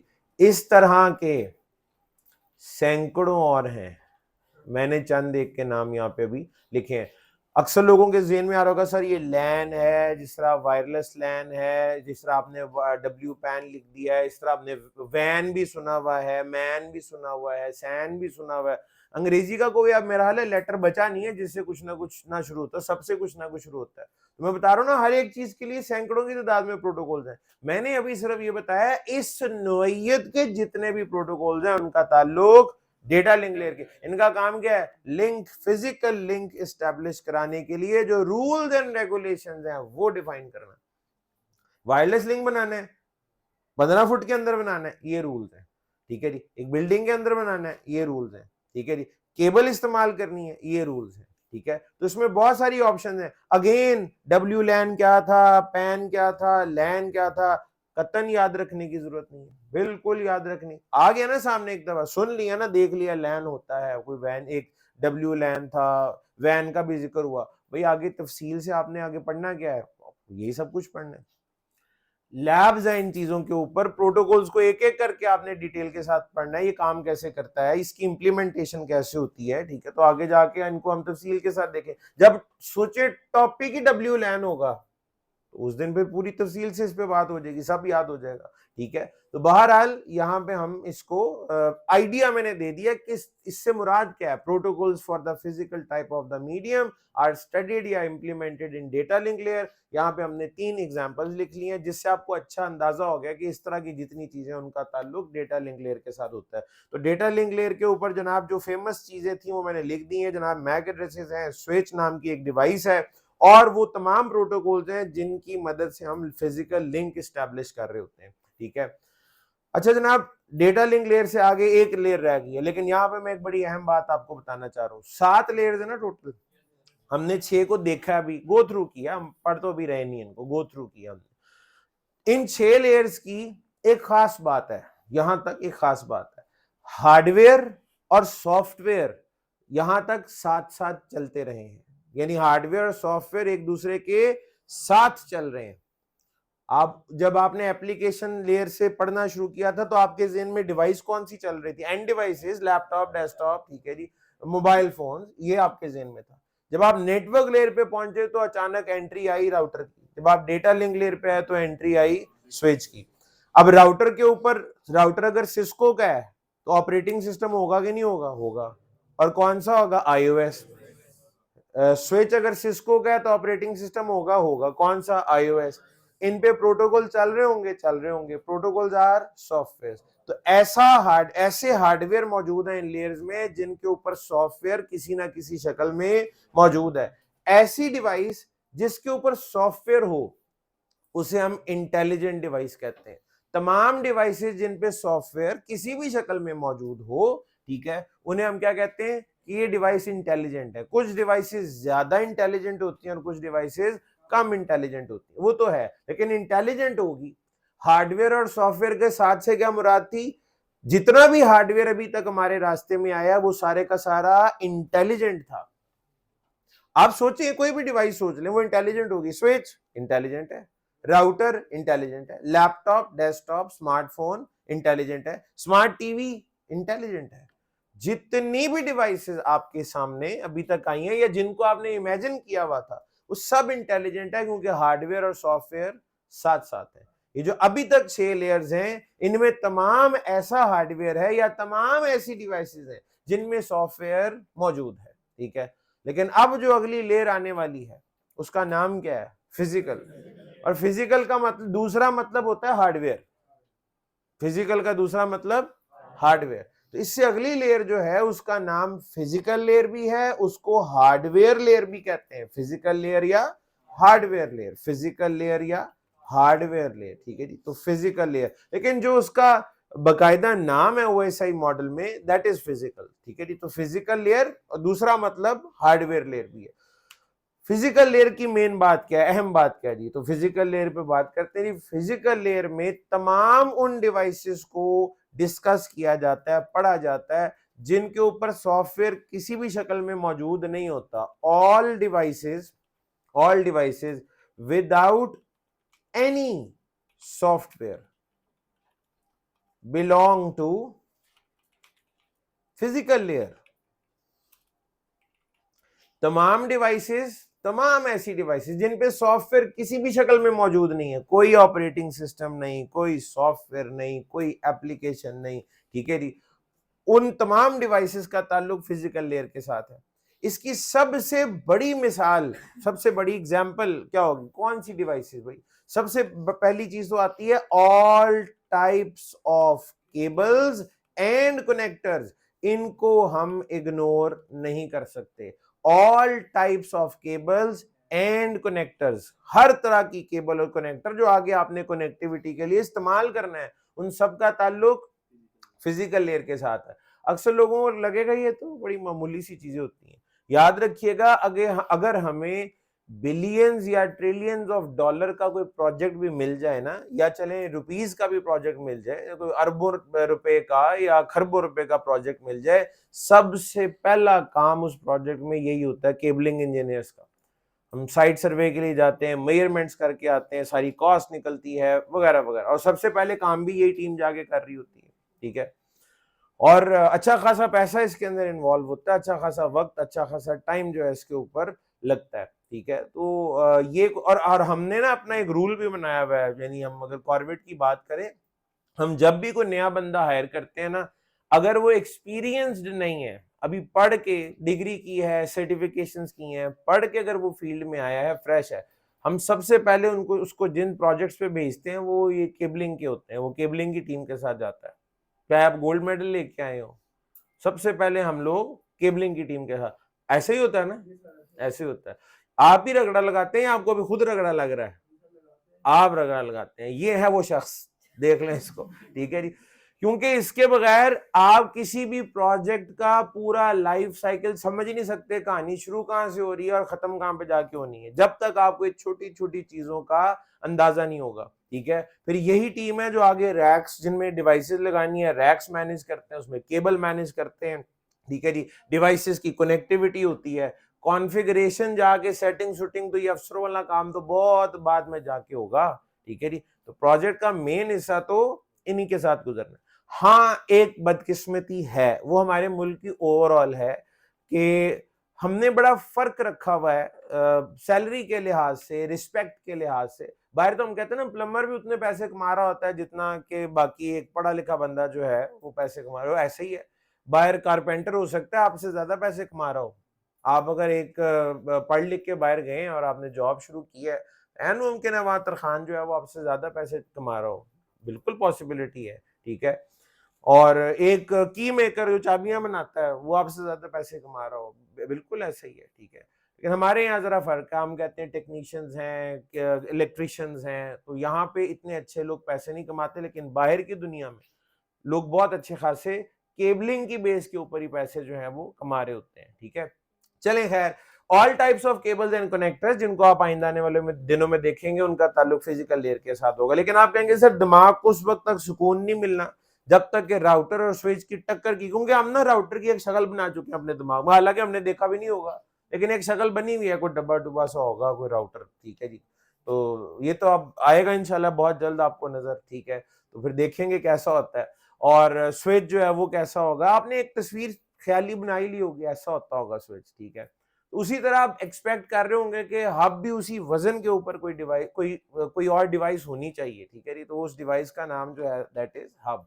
यानी दिमाग ये सोच रहा था कोई ऐसी डिवाइस हो जो राउटर स्विच के बराबरी में आ रही हो, तो उस डिवाइस का नाम है जी हब। हब एक फिजिकल लेयर डिवाइस है, ठीक है, और ऐसी नेटवर्क डिवाइस है जिसके ऊपर किसी भी किस्म का सॉफ्टवेयर मौजूद नहीं होता। It is not an intelligent device. Hub intelligent network device नहीं है, बट नेटवर्क डिवाइस जरूर है, इंटरमीडिएट डिवाइस है। इसका काम एंड डिवाइसेस को आपस में कनेक्ट करवाना है, ठीक है। एंड डिवाइसेस इसके थ्रू हम आपस में कनेक्ट करवा सकते हैं, बट ये एक इंटेलिजेंट डिवाइस नहीं है। वही बात है ना, दिमाग में वो सवाल शिद्दत पकड़ता जा रहा होगा, राउटर स्विच हब, ये फर्क क्या है राउटर में स्विच में, उन पे सॉफ्टवेयर है, उनमें ऑपरेटिंग सिस्टम है, ये इस पे तो सॉफ्टवेयर भी नहीं है, पत्नी जिंदगी कैसे गुजारता होगा, क्या कनेक्टिविटी कराता होगा ये बगैर इंटेलिजेंस के, ठीक है। तो ये तो वक्त साबित करेगा कि क्या कुछ कराता है और कैसे कराता है, ठीक है। तो इंशाल्लाह ये मैंने पहले बता दिया था, अभी बस चंद मिनट के बाद हम अपना टॉपिक स्विच करेंगे, तो उसमें देखेंगे what is the difference between router switch and hub. तो ये जनाब फिजिकल लेयर का कुछ तारुफ। इसके अलावा और क्या होता है फिजिकल लेयर के ऊपर जी, एनर्जी ट्रांसफॉर्मेशन होती है, एनर्जी ट्रांसफॉर्म होती है, शक्लें बदलती है, एक शक्ल से दूसरी शक्ल में एनर्जी ट्रांसफॉर्म होती है। मिसाल के तौर पे ये मेरा डेटा मेरे लैपटॉप या डेस्कटॉप के अंदर एनर्जी की किसी शक्ल में ही होगा ना, जैसे कि इलेक्ट्रिकल एनर्जी में होगा। तो इसने जब मेरे सिस्टम से बाहर निकलना है, तो मीडियम कितनी तरह के हो सकते हैं, तीन।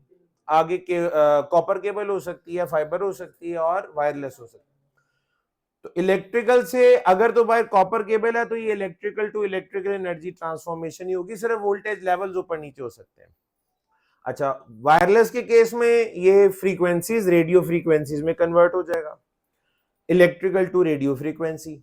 और फाइबर के केस में electrical to light energy, electrical to light energy. तो ये एनर्जी ट्रांसफॉर्मेशन वाला काम जो है ना, ये फिजिकल लेयर के ऊपर होता है, एनर्जी शक्लें बदलती है। और यहाँ पे मैं आपको एक बात बता दूं, आपके डेटा को सरप्राइज नहीं मिलता कि वो लैपटॉप से बाहर आया और वो चौंक गया एकदम से कि मैं ये रेडियो फ्रीक्वेंसी बन गया हूँ या मैं रोशनी बन गया हूँ, ये मेरे साथ क्या हो रहा है।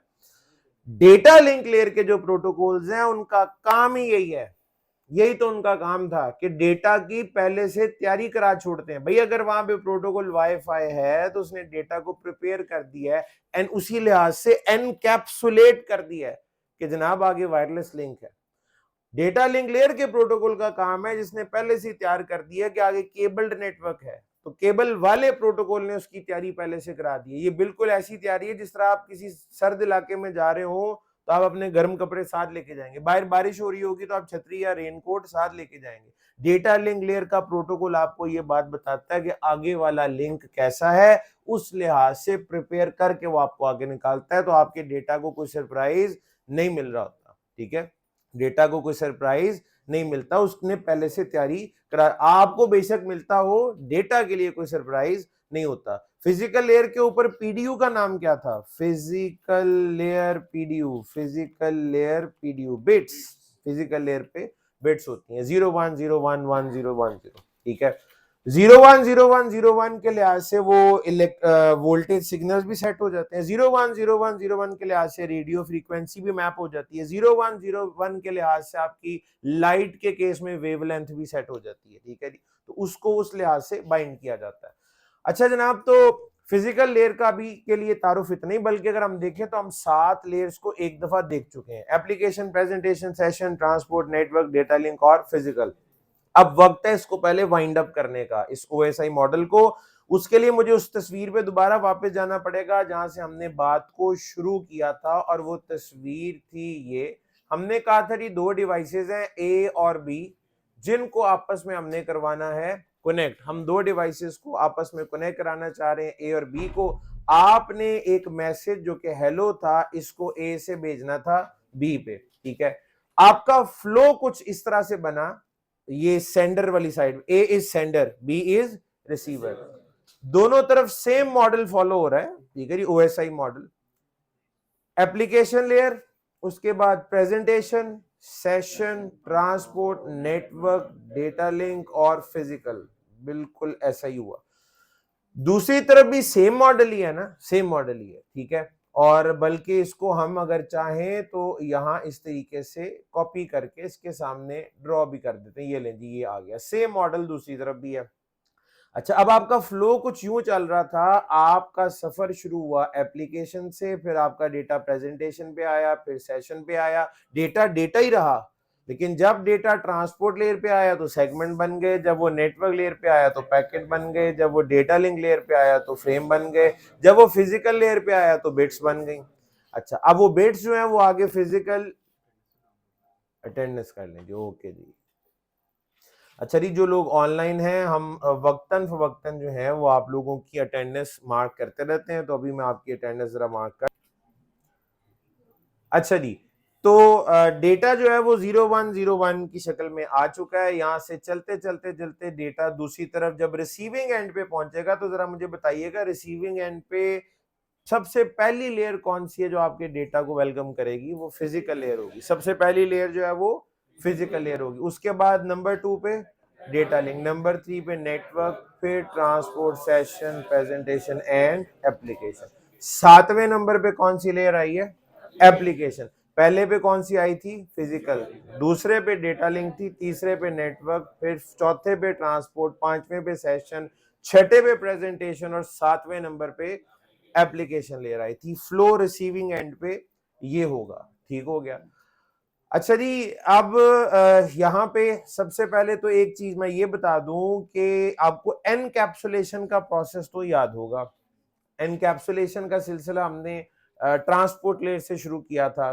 तो ट्रांसपोर्ट लेयर ने एनकैप्सुलेट करके सेगमेंट बनाया, फिर नेटवर्क ने पैकेट बनाया, डेटा लिंक लेयर ने फ्रेम बनाया और फिजिकल ने बिट्स। फिजिकल ने बिट्स भेजी थी और दूसरी तरफ की फिजिकल ने बिट्स ही रिसीव की हैं। ऐसा ही है। डेटा जब डेटा लिंक लेयर के पास पहुंचेगा तो उधर भेजने वाले ने हेडर लगा के भेजा था, रिसीव करने वाला हेडर को उतारेगा। खत जो भेजता है वो लेटर को एनवेलप में डाल के भेजता है, और जो रिसीव करता है वो एनवेलप को उतारता है। ऐसे ही है, उसके अंदर से भी लेटर निकालता है। यानी हम ये कह सकते हैं भेजने वाले ने एनकैप्सुलेट किया था, रिसीव करने वाला डीकैप्सुलेट करता है। इसके लिए दोनों टर्म्स ठीक हैं, डी कैप्सुलेशन भी है और डी एनकैप्सुलेशन भी है, बोथ आर फाइन। ठीक है जी। तो डीकैप्सुलेट या डीकैप्सुलेशन, डीकैप्सुलेशन, डीकैप्सुलेशन मींस हेडर को डेटा से रिमूव कर देना, हेडर को डेटा के साथ अटैच करना इज एनकैप्सुलेशन, हेडर को डेटा से रिमूव कर देना इज डीकैप्सुलेशन, हेडर अटैच करना एनकैप्सुलेशन, हेडर रिमूव करना। बड़ा दिल चाह रहा है ये सवाल आपके इम्तिहान में हो, लेकिन चाहने से क्या होता है, बंदा सोचता रहे जितना मर्जी, इसका मतलब ये थोड़ी है वो आ जाएगा। ठीक है, हेडर लगाना एनकैप्सुलेशन, हेडर अलग कर देना डीकैप्सुलेशन। ठीक है, तो डेटा लिंक लेयर क्या करेगी, जो उधर की डेटा लिंक लेयर ने हेडर लगाया था वो इधर की डेटा लिंक लेयर अपने वाला ही हेडर रिमूव करेगी। ये बड़ी इंपॉर्टेंट चीज है, डेटा लिंक लेयर का हेडर डेटा लिंक लेयर ही रिमूव करती है। ठीक है जी, तो इसका मतलब है ये फ्रेम जो था, frame exchange data link to data link layer हुआ है, उधर की डेटा लिंक लेयर की लिखी हुई बात दूसरी तरफ की डेटा लिंक लेयर नहीं पड़ी है। ठीक है, अच्छा यहां से डेटा लिंक लेयर से डेटा किधर जाएगा, नेटवर्क के पास, नेटवर्क लेयर क्या करेगी, अपने वाला हेडर उतारेगी, जो दूसरी तरफ की नेटवर्क लेयर ने हेडर भेजा था इधर की नेटवर्क लेयर ही वो वाला हेडर रिमूव करेगी। ठीक है, और यहाँ पे पैकेट है, यानी पैकेट टेक्निकली नेटवर्क लेयर और नेटवर्क लेयर के दरमियान ही है। अच्छा, इधर की नेटवर्क लेयर जब डेटा ऊपर भेजेगी ट्रांसपोर्ट लेयर पे, वो उसको हम कहते हैं तो सेगमेंट है, लेकिन ट्रांसपोर्ट लेयर का लगाया हुआ हेडर दूसरी तरफ की ट्रांसपोर्ट लेयर ही उतारेगी। इसका मतलब है ये लेयर्स आपस में इस तरह से कम्युनिकेट करती हैं, ट्रांसपोर्ट से नेटवर्क, नेटवर्क से डेटा लिंक से फिजिकल से, और इसी तरह अपर लेयर्स जो है वो अपर लेयर्स के साथ कम्युनिकेट करती हैं। इस कॉन्सेप्ट का तो कोई नाम होना चाहिए, तो बड़ा अहम कॉन्सेप्ट है, तो इसको नाम दे दिया गया peer to peer communication, peer to peer communication, peer to peer communication. Peer कहते हैं हम मनसब को, बराबरी वाले को। आपने न्यूज चैनल्स पे अक्सर सुना होगा पाकिस्तानी वजीर खारजा ने अपने सऊदी हम मनसब से मुलाकात की, हम मनसब पीयर को कहते हैं, हम मनसब पीयर को कहते हैं। पाकिस्तानी वजीर खारजा ने सऊदी हम मनसब से मुलाकात की, वहां का सऊदी हम मनसब का होगा कौन होगा, वहां का वजीर खारजा, यहाँ का वजीर कानून वहां के वजीर कानून से मिलेगा, पीयर टू पीयर कम्युनिकेशन। हमारा वजीर कानून वहां के बादशाह से मिल नहीं सकता, क्योंकि ये पीयर टू पीयर नहीं है। टीचर का पीयर होता है, स्टूडेंट का पीयर होता है, लेकिन टीचर स्टूडेंट आपस में पीयर नहीं होते। इसका मतलब है ट्रांसपोर्ट से कम्युनिकेट कर रही है, डेटा लिंक से कर रही है, फिजिकल से। This concept is called peer to peer communication. Same layers आपस में कम्युनिकेट करती हैं। Communication of same layers is called peer-to-peer communication. Communication between same layers. Communication between same layers is called peer-to-peer communication. Communication between same layers is called peer-to-peer communication. ठीक है जी, okay. तो ये जनाब आपका ये मॉडल। अब पता क्या हुआ, ISO ने बनाया था ना ये, वो इसको इस तरह सारी कहानियां अब सामने रख के बैठ गए। उन्होंने कहा यार लेयर्स की नंबरिंग भी तो होनी चाहिए, कोई नाम तो रख दिए हैं, कोई नंबर भी लगा दे इनको, ताकि नंबर से भी पुकारा जाए। एक ऑप्शन ये नजर आ रही थी सेंडर के एतबार से, वो था 1 2 3 4 5 6 और 7। एक ऑप्शन रिसीविंग एंड पे थी, वो अब बन रही है इस तरह से 1 2 3 4 5 6 एंड 7। अब उन्होंने कहा जी इनमें से किसको स्टैंडर्ड बनाया जाए, कुछ स्टैंडर्ड ओपन तो नहीं छोड़ना था ना, आप अपनी मर्जी कर लें, आप अपनी मर्जी, स्टैंडर्ड बनाना था। तो उन्होंने कहा जी दोनों में से कोई एक ही स्टैंडर्ड बन सकता है, दोनों तो बन नहीं सकते। तो आपका ख्याल है उन्होंने फिर वक्र किया होगा कि ये जिस पे आ गया तो वो जनाब हम स्टैंडर्ड किसका बना लेंगे। तो ऐसा नहीं था। बहरहाल जो हुआ मैं बताता हूँ आपको, उन्होंने ना जी रिसीविंग एंड के लिहाज से इनकी numbering, standard numbering receiving end के एतबार से की गई है, स्टैंडर्ड नंबरिंग रिसीविंग एंड के। इसका मतलब ये हुआ कि लेयर नंबर 1 फिजिकल लेयर है, एप्लीकेशन नहीं है। और लेयर इसको कहते ही इसलिए है कि सबसे पहली लेयर को हमेशा होना सबसे नीचे ही चाहिए। ठीक है जी, सबसे पहली लेयर सबसे नीचे ही होती है, फिर दूसरी उसके ऊपर होगी, तीसरी उसके ऊपर होगी, आखिरी को सबसे ऊपर होना चाहिए। ठीक है, तो लेयर नाम ही इस वजह से रखा गया था क्योंकि नंबरिंग नीचे से ऊपर की तरफ है। ठीक है, तो layer number 1 physical, layer 2 data link, layer 3 network. अच्छा जी, आप ये ना, आप एक चीज अब जरा जेहन में बिठाएं, layer 1, layer 2, layer 3, layer 1, layer 2, layer 3, इससे क्या मुराद होगी? Physical data link and network. Being a network administrator, हमें लेयर 1, लेयर 2 और लेयर 3 कहने की इतनी आदत होती है, हम कभी भी फिजिकल डेटा लिंक और नेटवर्क लेयर नहीं बोल रहे होते। मुझे शुरू के लेक्चर्स में बड़ा कंट्रोल रखना पड़ता है अपनी जुबान पे। नेटवर्क लेयर को नेटवर्क लेयर कहने का दिल ही नहीं चाह रहा होता, डेटा लिंक लेयर को डेटा लिंक लेयर कहने का दिल ही नहीं चाहता, फिजिकल को फिजिकल हम कह ही नहीं होता, हम तो कहते हैं लेयर 1, लेयर 2, लेयर 3। ठीक है, अब चूंकि मैं आपको बता चुका हूं तो लिहाजा मुझे लाइसेंस मिल गया, मैं अब सुकून से इस क्लास में लेयर 1, लेयर 2, लेयर 3 कह सकता हूं। आप समझ भी जाएंगे कि लेयर 3 से मुराद नेटवर्क लेयर, लेयर 2 से मुराद डेटा लिंक, लेयर 1 से मुराद, जरा आप बताइएगा लेयर 1 डिवाइस कौन सी होगी? Hub. Layer 2 device switch, layer 3 device router, layer 3 address IP address, layer 3 protocol IP भी है, यानी राउटेड भी है और राउटिंग भी है। आईपी भी है, आईपीएक्स भी है, एप्पल टॉक भी है, रिप भी है, ओएसपी भी है, ईआईजीआरपी भी है, आईएसआईएस भी है, बीजीपी, सब लेयर 3। हमने अभी उनको लेयर 3 में देखा, तो ये लेयर 3 प्रोटोकॉल।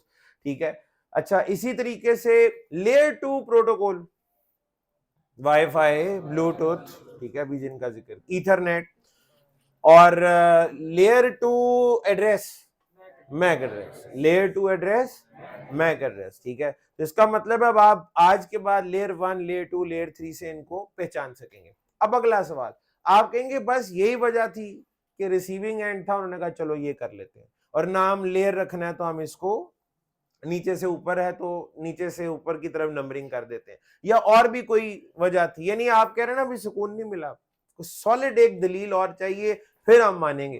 भाई एक तो जिसने स्टैंडर्ड बनाया उसकी मर्जी, पहली बात तो ये है, लेकिन फिर भी आखिर क्या किसने मजबूर किया होगा उनको ये काम करने पे? तो चले जी, ये मैं आपको समझाता हूं आखिर उनकी मजबूरी क्या थी, और इसी डिस्कशन में हमारा अगला टॉपिक भी साथ में शुरू हो जाएगा, और अगला टॉपिक है हमारा what is the difference between router, switch and hub. ये टॉपिक इतना छोटा टॉपिक नहीं है, 3 से 4 मुख्तलिफ बुनियादों पे ये फर्क मैंने आप लोगों को अभी समझाना है, राउटर, स्विच और हब का फर्क क्या है।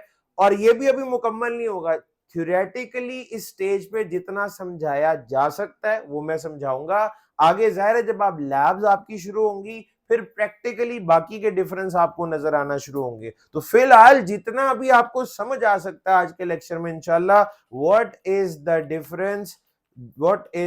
Difference between router, switch and hub को हम डिस्कस करेंगे। राउटर, स्विच, और स्विच के बारे में हमेशा याद रखना है आपने, कोई कंफ्यूजन नहीं होनी चाहिए, स्विच से असलन मुराद ईथरनेट स्विच है, ठीक है जी, एंड हब, ठीक है, राउटर, स्विच और हब में फर्क क्या है? ये सवाल आपको अपने दिमाग के जाती सुकून के लिए भी इसका जवाब चाहिए, आपको इंटरव्यू के लिए भी चाहिए, आपको इंडस्ट्री में काम करने के लिए भी चाहिए, आपको इम्तिहान के सवालों का जवाब देने के लिए भी चाहिए। तो ये सब हर हवाले से इंपॉर्टेंट है, हर लिहाज से इंपॉर्टेंट है, लेकिन मुश्किल बिल्कुल भी नहीं है। What is the difference between router, switch and hub? Router, switch और हब का फर्क क्या है?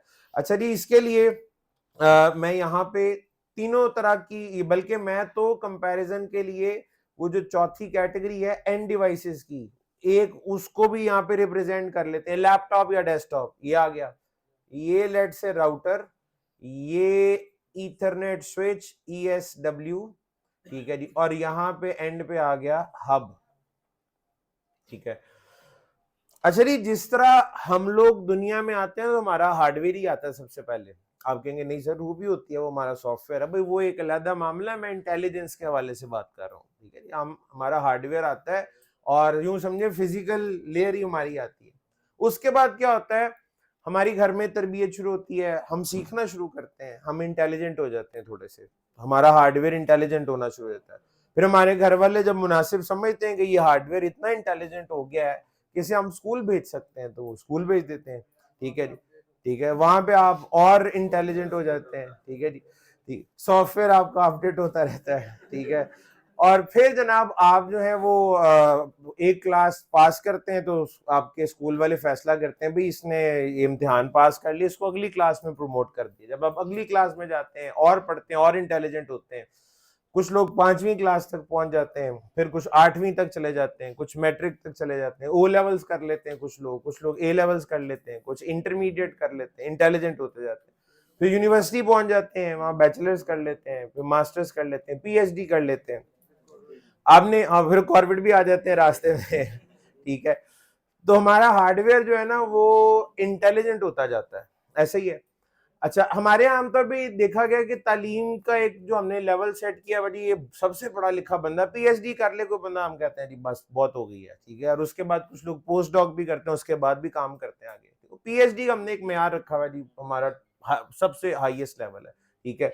और हमारे केस में अगर आप देखें ना, यूं समझे कि यहाँ जो तालीम की आखिरी हद है ना, जो इंटेलिजेंस की पीक है, वो 7वीं लेयर है बेसिकली। 7वीं फिजिकल एप्लीकेशन, ऊपर की तरफ जाना है। 7वीं जो है ना एप्लीकेशन लेयर, वो हमारी इंटेलिजेंस की, ये कोई बंदा कर ले तो हम कहते हैं इससे ऊपर पढ़ाई खत्म हो गई है, ठीक है जी, आपने पीएचडी कर ली है, ठीक है। तो जिस तरह इंसान अगर आप देखें, अच्छा हर बंदा पीएचडी कर लेता है? नहीं, कुछ लोगों का हार्डवेयर आता है और वो हार्डवेयर ही रह जाता है, यानी आप सीखते नहीं है, यानी आप रस्मी तालीम हासिल नहीं करते, बस अपने दाएं बाएं के माहौल से जितना सीख लिया। आप कह रहे हो टार्जन की बात कर रहे हैं, ठीक है जी, हाँ टार्जन उसकी एक मिसाल है बिल्कुल, ठीक है। और फिर कुछ लोग स्कूल चले जाते हैं, एक क्लास पढ़ ली किसी ने, 2 पढ़ ली किसी ने, 5वीं तक पढ़ा और स्कूल छोड़ दिया, 8वीं तक पढ़ा स्कूल छोड़ दिया, मैट्रिक कर लिया, आगे पढ़ाई डिसकंटिन्यू कर दी, इंटरमीडिएट कर लिया और पढ़ाई को डिसकंटिन्यू कर लिया। कुछ लोग बैचलर्स कर लेते हैं फिर छोड़ देते हैं, मास्टर्स करके फिर छोड़ दिया, कुछ लोग पीएचडी तक, कम लोग ही पहुंचते हैं। तो हमें दुनिया में एक ही तरह के इंटेलिजेंट लोग नहीं मिलते, अलग अलग तरह के हैं, कुछ बिल्कुल नहीं है, कुछ थोड़े ज्यादा हैं, कुछ और ज्यादा हैं, कुछ और ज्यादा हैं, कुछ बहुत बहुत ज्यादा है। हमारी डिवाइसेस के हालात भी कुछ ऐसे ही हैं, ठीक है। हमारा ये जो लैपटॉप है ना, सबसे पहले इसका हार्डवेयर ही वजूद में आता है, सबसे पहले इसकी फिजिकल लेयर बनती है, ठीक है। तो सबसे पहले कौन सी लेयर बनी? Hardware layer, physical layer. क्योंकि इवॉल्व ही हार्डवेयर वाली साइड से हो रहा है, तो एक और दलील मिल गई, भाई नंबर नीचे से ऊपर ही ठीक है, नंबर नीचे से ऊपर। एक तो है कम्युनिकेशन कैसे हो रही है, एक है वो डिवाइस खुद इवॉल्व किस तरह से हुई है, ठीक है। तो सबसे पहले नंबर पे चूंकि बन हार्डवेयर रहा, तो हम कहेंगे जी फिजिकल लेयर वजूद में आई। उसके बाद जो आपका लैपटॉप है, ये अगली क्लास में चला जाता है और डेटा लिंक लेयर के सारे प्रोटोकॉल इसमें इंस्टॉल कर दिए जाते हैं। फिर उसके बाद जनाब ये डेटा लिंक लेयर से जनाब तीसरी लेयर यानी कि नेटवर्क लेयर, उसके भी प्रोटोकॉल इंस्टॉल कर दिए जाते हैं, सॉफ्टवेयर अपग्रेड करते जा रहे हैं हम इसका, ठीक है। चौथे स्टेज के ऊपर ट्रांसपोर्ट लेयर, उसके बाद 5वें पे सेशन, यानी उसकी भी इंटेलिजेंस ऐड कर दी जाती है। छठे पे प्रेजेंटेशन लेयर के प्रोटोकॉल भी इंस्टॉल कर दिए गए। 7वें पे एप्लीकेशन लेयर के भी सारे प्रोटोकॉल इंस्टॉल कर दिए गए, और ये आपकी दुनिया की सबसे ज्यादा इंटेलिजेंट नेटवर्क डिवाइस या इंटेलिजेंट डिवाइस तैयार हो गई है। हमारी पीएचडी ये है। इसका मतलब पता है क्या आपको? हमारी जितनी भी एंड डिवाइसेस है ना, लैपटॉप, मोबाइल फोन्स, डेस्कटॉप, ये सबसे ज्यादा इंटेलिजेंट डिवाइसेस होती हैं। सबसे ज्यादा इंटेलिजेंट डिवाइसेस हमारी एंड डिवाइसेस हैं, ठीक है। अच्छा, इनको पता अक्सर लोग क्या कहते हैं? ये लेयर 7 डिवाइसेस हैं। क्या कहते हैं? लेयर 7 डिवाइसेस हैं। कहने में, लिखने में, गुफ्तगू में है तो ये बात ठीक है, इसमें कोई इतराज नहीं है, बट टेक्निकली इसको मजीद बेहतर किया जा सकता है। इसमें एक मसला है, जब आप कहते हैं ना लेयर 7 है, तो उसका मतलब है इसमें सिर्फ लेयर 7 है, नीचे कुछ भी नहीं है, बाकी लेयर्स नहीं है। आपको पता है किसी डिवाइस में अगर फिजिकल लेयर ना हो तो उसका मतलब क्या होगा? वो डिवाइस एग्जिस्ट ही नहीं करती होगी। वो कोई वर्चुअल डिवाइस या लॉजिकल डिवाइस तो हो सकती है, वो फिजिकली एग्जिस्ट नहीं करेगी। तो इसको लेयर 7 नहीं कहना चाहिए, बल्कि कॉन्सेप्ट है अप टू लेयर 7। जैसा सेल लगती ना अप टू 70%, अप टू छोटा सा लिखा होता है, तो और आपको 70% में कुछ मिलेगा नहीं, जाके ढूंढेंगे तो आप, ठीक है जी। जो मिलेगा वो आपको लेने का दिल नहीं चाहेगा, क्योंकि वो किसी का भी दिल नहीं चाह रहा होता, इसीलिए वो पड़ा होता है वहां पे, ठीक है। तो up to layer 7, up to layer 7 इसका मतलब है फिजिकल लेयर से लेकर एप्लीकेशन लेयर तक की इंटेलिजेंस मौजूद है। अब आते हैं जी जरा राउटर पे, बड़ा इंटरेस्टिंग कैरेक्टर है ये राउटर। अच्छा जी, राउटर पैदा होता है, फिजिकल लेयर वजूद में आती है, बड़ी घर वाले खुशियां मनाते हैं जी राउटर आ गया घर में। उसके बाद राउटर के घर वाले जो है इसको स्कूल भेज देते हैं, वो डेटा लिंक लेयर की सारी इंटेलिजेंस सीखता है, घर वाले खुश होते हैं, भाई अच्छा है, इंटेलिजेंट बच्चा है और पढ़ाओ इसको। वो प्रमोट हो गया, अगली क्लास में चला जाता है, ठीक है जी। और नेटवर्क लेयर की सारी इंटेलिजेंस हासिल करता है, एग्जाम देता है, टॉप कर जाता है, गोल्ड मेडल मिलता है। साथ ही उसके घर वाले कहते हैं चलो बस तुम्हें जितनी तालीम दिलानी थी ना बस दिला दी, जाओ शाबाश जाके काम करो और पैसे कमा के लाओ। राउटर को स्कूल से उठा लिया जाता है, ठीक है जी। राउटर इसके बाद आगे स्कूल नहीं जाता, यानी राउटर का फिर इंटेलिजेंस लेवल क्या हुआ, up to layer 3। Router is not a layer 3 device, router is up to layer 3।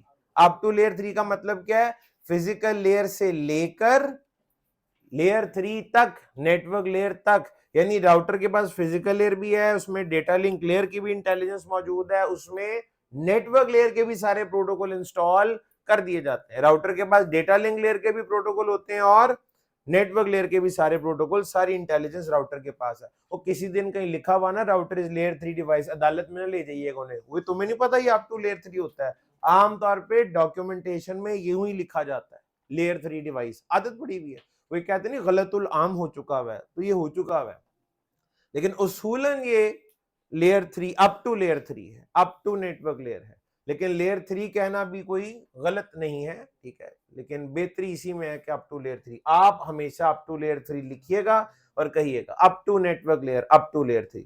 अच्छा जी, फिर स्विच आया मैदान में जी। सबसे पहले सबकी सबसे पहले फिजिकल लेयर ही टपक रही है दुनिया में, आप देख लें, ठीक है जी। तो फिजिकल लेयर, ठीक है जी, बड़ी खुशियां मनाई गई, घर वाले बड़े खुश थे जी। उसके बाद स्कूल भेज दिया, डेटा लिंक लेयर की पढ़ाई कराई, उसने इम्तिहान दिया, गोल्ड मेडल मिला उसको डेटा लिंक लेयर पे। बजाय के घर वाले आगे भेज, उन्होंने कहा बस खत्म, चलो जाके काम करो, पैसे कमाओ, तुम्हें इतना ही पढ़ाना था। तो राउटर जो है, सॉरी स्विच, ईथरनेट स्विच, वो अप टू लेयर 2 डिवाइस है। ये भी अप टू, क्योंकि इसको अगर आप लेयर 2 कहेंगे तो इसका मतलब है बस लेयर 2 है, इसमें फिजिकल लेयर तो है नहीं। और फिजिकल लेयर ना हो तो वो नजर नहीं आएगा, एग्जिस्ट नहीं करेगा। तो ethernet switch is up to layer 2 device, up to layer 2 intelligent आप इसको कह सकते हैं, ठीक है जी। Up to data link layer, वैसे आपने महसूस किया होगा मैं बड़ी मुश्किल में डेटा लिंक लेयर कह रहा हूं, जब से आपको लेयर 1 2 3 बताया मैं वही बोल रहा हूं, ठीक है जी, आसान होता है। तो layer up to layer 2, Ethernet switch up to layer 2 है, router is up to layer 3 intelligent, end devices are up to layer 7 intelligent, end devices are up to layer 7 intelligent, router is up to layer 3 intelligent, ethernet switch is up to layer 2 intelligent, ठीक है। Hub में तो कमाल ही होगी ना, hub जब पैदा हुआ तो घर वाले इतने खुश थे, ढोल बजाए गए, गांव में मिठाइयां बांटी गई और सोचा गया कि इतना हमारा जबरदस्त किस्म का बच्चा पैदा हुआ है तो हमने घर से नहीं बाहर निकालना। पढ़ाई नहीं उसको, किसी किस्म की कोई तालीम से इसका ताल्लुक ही कोई नहीं है। हब का सिर्फ हार्डवेयर ही हार्डवेयर होता है। Hub is a layer 1 device, hub is a layer 1 device, physical layer device. अब जेन में ही आता है सर तालीम के बगैर कैसे गुजारा होगा, इसका क्या करेगा ये। आप तो ऐसे फिक्रमंद हो रहे हैं जैसे सारी हब की जिम्मेदारी आपके ऊपर आई हुई है, ठीक है जी। और तो कैसे आखिर ये जिंदगी गुजारे भाई, जो लोग पढ़ते लिखते नहीं क्या वो कुछ करते नहीं है, कुछ करते हैं, उनके बगैर नहीं करते हैं जी। वो ना हो ना, और जो वो काम करते हैं वो ना कर रहे हैं तो आपको लग पता जाए, ठीक है जी। हाँ, फिर आप सारे काम जब आपको खुद करने पड़ेंगे ना, घर के लिए आपको घर बनाना भी खुद पड़ेगा, पहले एक एक ईंट खुद लगाएं, सब कुछ करें, ठीक है, तो फिर बड़ी मुश्किल पैदा हो जाएगी आपके लिए, ठीक है। तो hub is a layer 1 device, ये नहीं कहना hub is layer 1 intelligent, intelligence का कोई ताल्लुक नहीं इसके साथ। Hub is a layer 1 device, hub layer 1 device है, फिजिकल लेयर डिवाइस है, ठीक है। अच्छा, यहां पे ना अब आपको एक ग्राफ अगर आप बनाना चाहें तो आपको एक ग्राफ बनता हुआ नजर आएगा, यूं इंटेलिजेंस का ग्राफ। इस डायरेक्शन में चलें तो क्या हो रहा है, इंटेलिजेंस कम हो रही है, ठीक है जी। और दूसरी डायरेक्शन में आए तो इंटेलिजेंस बढ़ती हुई नजर आ रही है। क्या मैं कह सकता हूं कि स्विच हब से ज्यादा इंटेलिजेंट है? हाँ जी। और राउटर स्विच से ज्यादा इंटेलिजेंट है? राउटर स्विच से ज्यादा लेकिन एंड डिवाइस से कम इंटेलिजेंट। स्विच हब से ज्यादा लेकिन राउटर से कम इंटेलिजेंट है। आपका सवाल था what is the difference between router switch and hub. 3 से 4 मुख्तलिफ बेसिस पे मैंने फर्क बताना है ना। तो पहला फर्क OSI मॉडल की लेयर्स के हवाले से है। Router is up to layer 3 intelligent, ये लाइनें आप बेशक लिखना चाहें लिख लें, हो गया आपका जो सवाल था उसमें अगर आप लाइंस ऐड करना चाहें तो यही करेंगे। Router is up to layer 3 intelligent, Ethernet switch is up to layer 2 intelligent, and hub is a layer 1 device. तो पहला फर्क क्या जी राउटर स्विच और हब में? Router is up to layer 3 intelligent, switch is up to layer 2 intelligent and hub is a layer 1 device. ये पहला फर्क है ओएसआई मॉडल की लेयर्स के हवाले से, up to layer 3, up to layer 2 and layer 1 device. कुछ लोग होते हैं चीजों को क्रिटिकली सोचते हैं, देखते हैं, गौर करते हैं और फिक्र करते हैं कि ऐसा हो गया तो क्या होगा, तो वैसा होगा तो क्या हो गया। हो सकता है इस क्लास में कुछ लोग ऐसे हों जो इस तस्वीर को बड़ा गौर से देख रहे हो और कुछ चीजों के बारे में सोच रहे हो। मिसाल के तौर पे एक बड़ा कॉमन सवाल ज़हन में आता है, ये जो आपकी एंड डिवाइस है उसकी 7 लेयर्स नजर आ रही है ना, अगर मैं ये वाला हिस्सा हाईलाइट करूं इतना, ये क्या है ब्लू डब्बे के अंदर, ये चीज क्या होती है? ये राउटर नहीं लग रहा आपको? राउटर यही होता है ना। और इसी के साथ अगर आप इतने से हिस्से पे फोकस करें तो ये तो स्विच लग रहा है। तो ज़हन में ये बात आती नहीं है कि हमारे लैपटॉप के अंदर राउटर है या हमारे लैपटॉप के अंदर स्विच भी है, मतलब तो यही लग रहा है। क्या हमारे लैपटॉप के अंदर राउटर मौजूद है? क्या हमारे लैपटॉप के अंदर स्विच मौजूद है? क्या हम अपने लैपटॉप से राउटर वाला काम ले सकते हैं? क्या हम अपने लैपटॉप से स्विच वाला काम भी ले सकते हैं या नहीं? तो अब अगर पहले सवाल नहीं ज़हन में आ रहा था, अब तो आ गया ना, तो ये चीज हाईलाइट हो गई है। ठीक है, तो ये एक अच्छा सवाल है, इसका जवाब मैं आपको समझाता हूँ। ठीक है, आप माशाल्लाह दोनों ही बहुत सेहतमंद है। ठीक है, हमारा एक भाई पहले ही शामत आई हुई है उसकी, तो उसी पे जारी रखते हैं। आप जरा नाम बताएं दोबारा सबको। उस्मान भाई। ठीक है, ये तो हमारे उस्मान भाई हैं, बड़े अच्छे हैं ये। ठीक है, बड़े नफीस इंसान है, सब कुछ चुपचाप बर्दाश्त कर लेते हैं और ये आपको बड़ी तरक्की मिलेगी इससे दुनिया में। अच्छा जी, तो बात यह है कि मैं ना उस्मान को कहूँ कि आपको पता है ईंट कैसे उठाते हैं, ब्रिक? ठीक है, हाँ पता है, ऐसे पकड़ के मैं उठा लूंगा। तो मैं कहूंगा मैं आपको ना एक ईंट दे रहा हूँ, ये आप मेरे लिए ऊपर वाले फ्लोर पे छोड़ आए। तो उस्मान कहेगा सर आप पढ़ा रहे हैं, आपकी इज्जत हम करते हैं, बिल्कुल मैं आपके लिए, कोई बात नहीं मैं छोड़ आता हूँ। छोड़ाएंगे।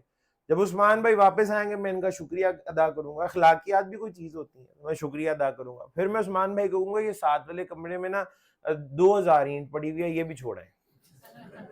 अब वो कहेंगे सर आपकी इज्जत तो अपनी जगह, ठीक है वो तो ठीक है, लेकिन मेरी सेहत मुझे इजाजत नहीं देती, मैं ये कर नहीं सकूंगा आपके लिए, तो आप मुझे माजरत ही दे दें, इसमें मैं, मेरे से हो नहीं पाएगा ये काम। ठीक है, तो क्योंकि मैं ये समझता हूँ मैं फिजिकली इतना स्ट्रांग नहीं हूँ कि आपके लिए मैं ये इतने बड़े स्केल पे ये काम कर दूं। 1-2 ईंटें ठीक है, 2-4 और छोड़ाता हूँ, लेकिन ये जो 2000 ईंटों वाला काम है ना, ये मुश्किल हो जाएगा। फिर मैं उस्मान भाई को कहता हूँ, मैं कहता हूँ एक ना 100 सफ़े का लैब मैनुअल है या एक बुक है, आपने ना वो पढ़नी है मेरे लिए, हफ्ता आप ले लें, वो पढ़ने के बाद उसकी एक समरी ना 1 पेज की आप मुझे लिख के दे दें। उस्मान भाई कहते हैं ठीक है, ये मैं कर दूंगा, इसमें मेरी भी लर्निंग होगी, मैं भी कुछ सीखूंगा और मैं आराम से बैठ के पढ़ सकता हूँ। तो 100 पेज में पढ़ लूंगा 1 हफ्ते में और आपको 1 पेज की समरी भी उसकी निकाल के दे दूंगा, ये ठीक है, इसमें कोई मुझे एतराज नहीं है। ठीक, बिल्कुल सही हो गया।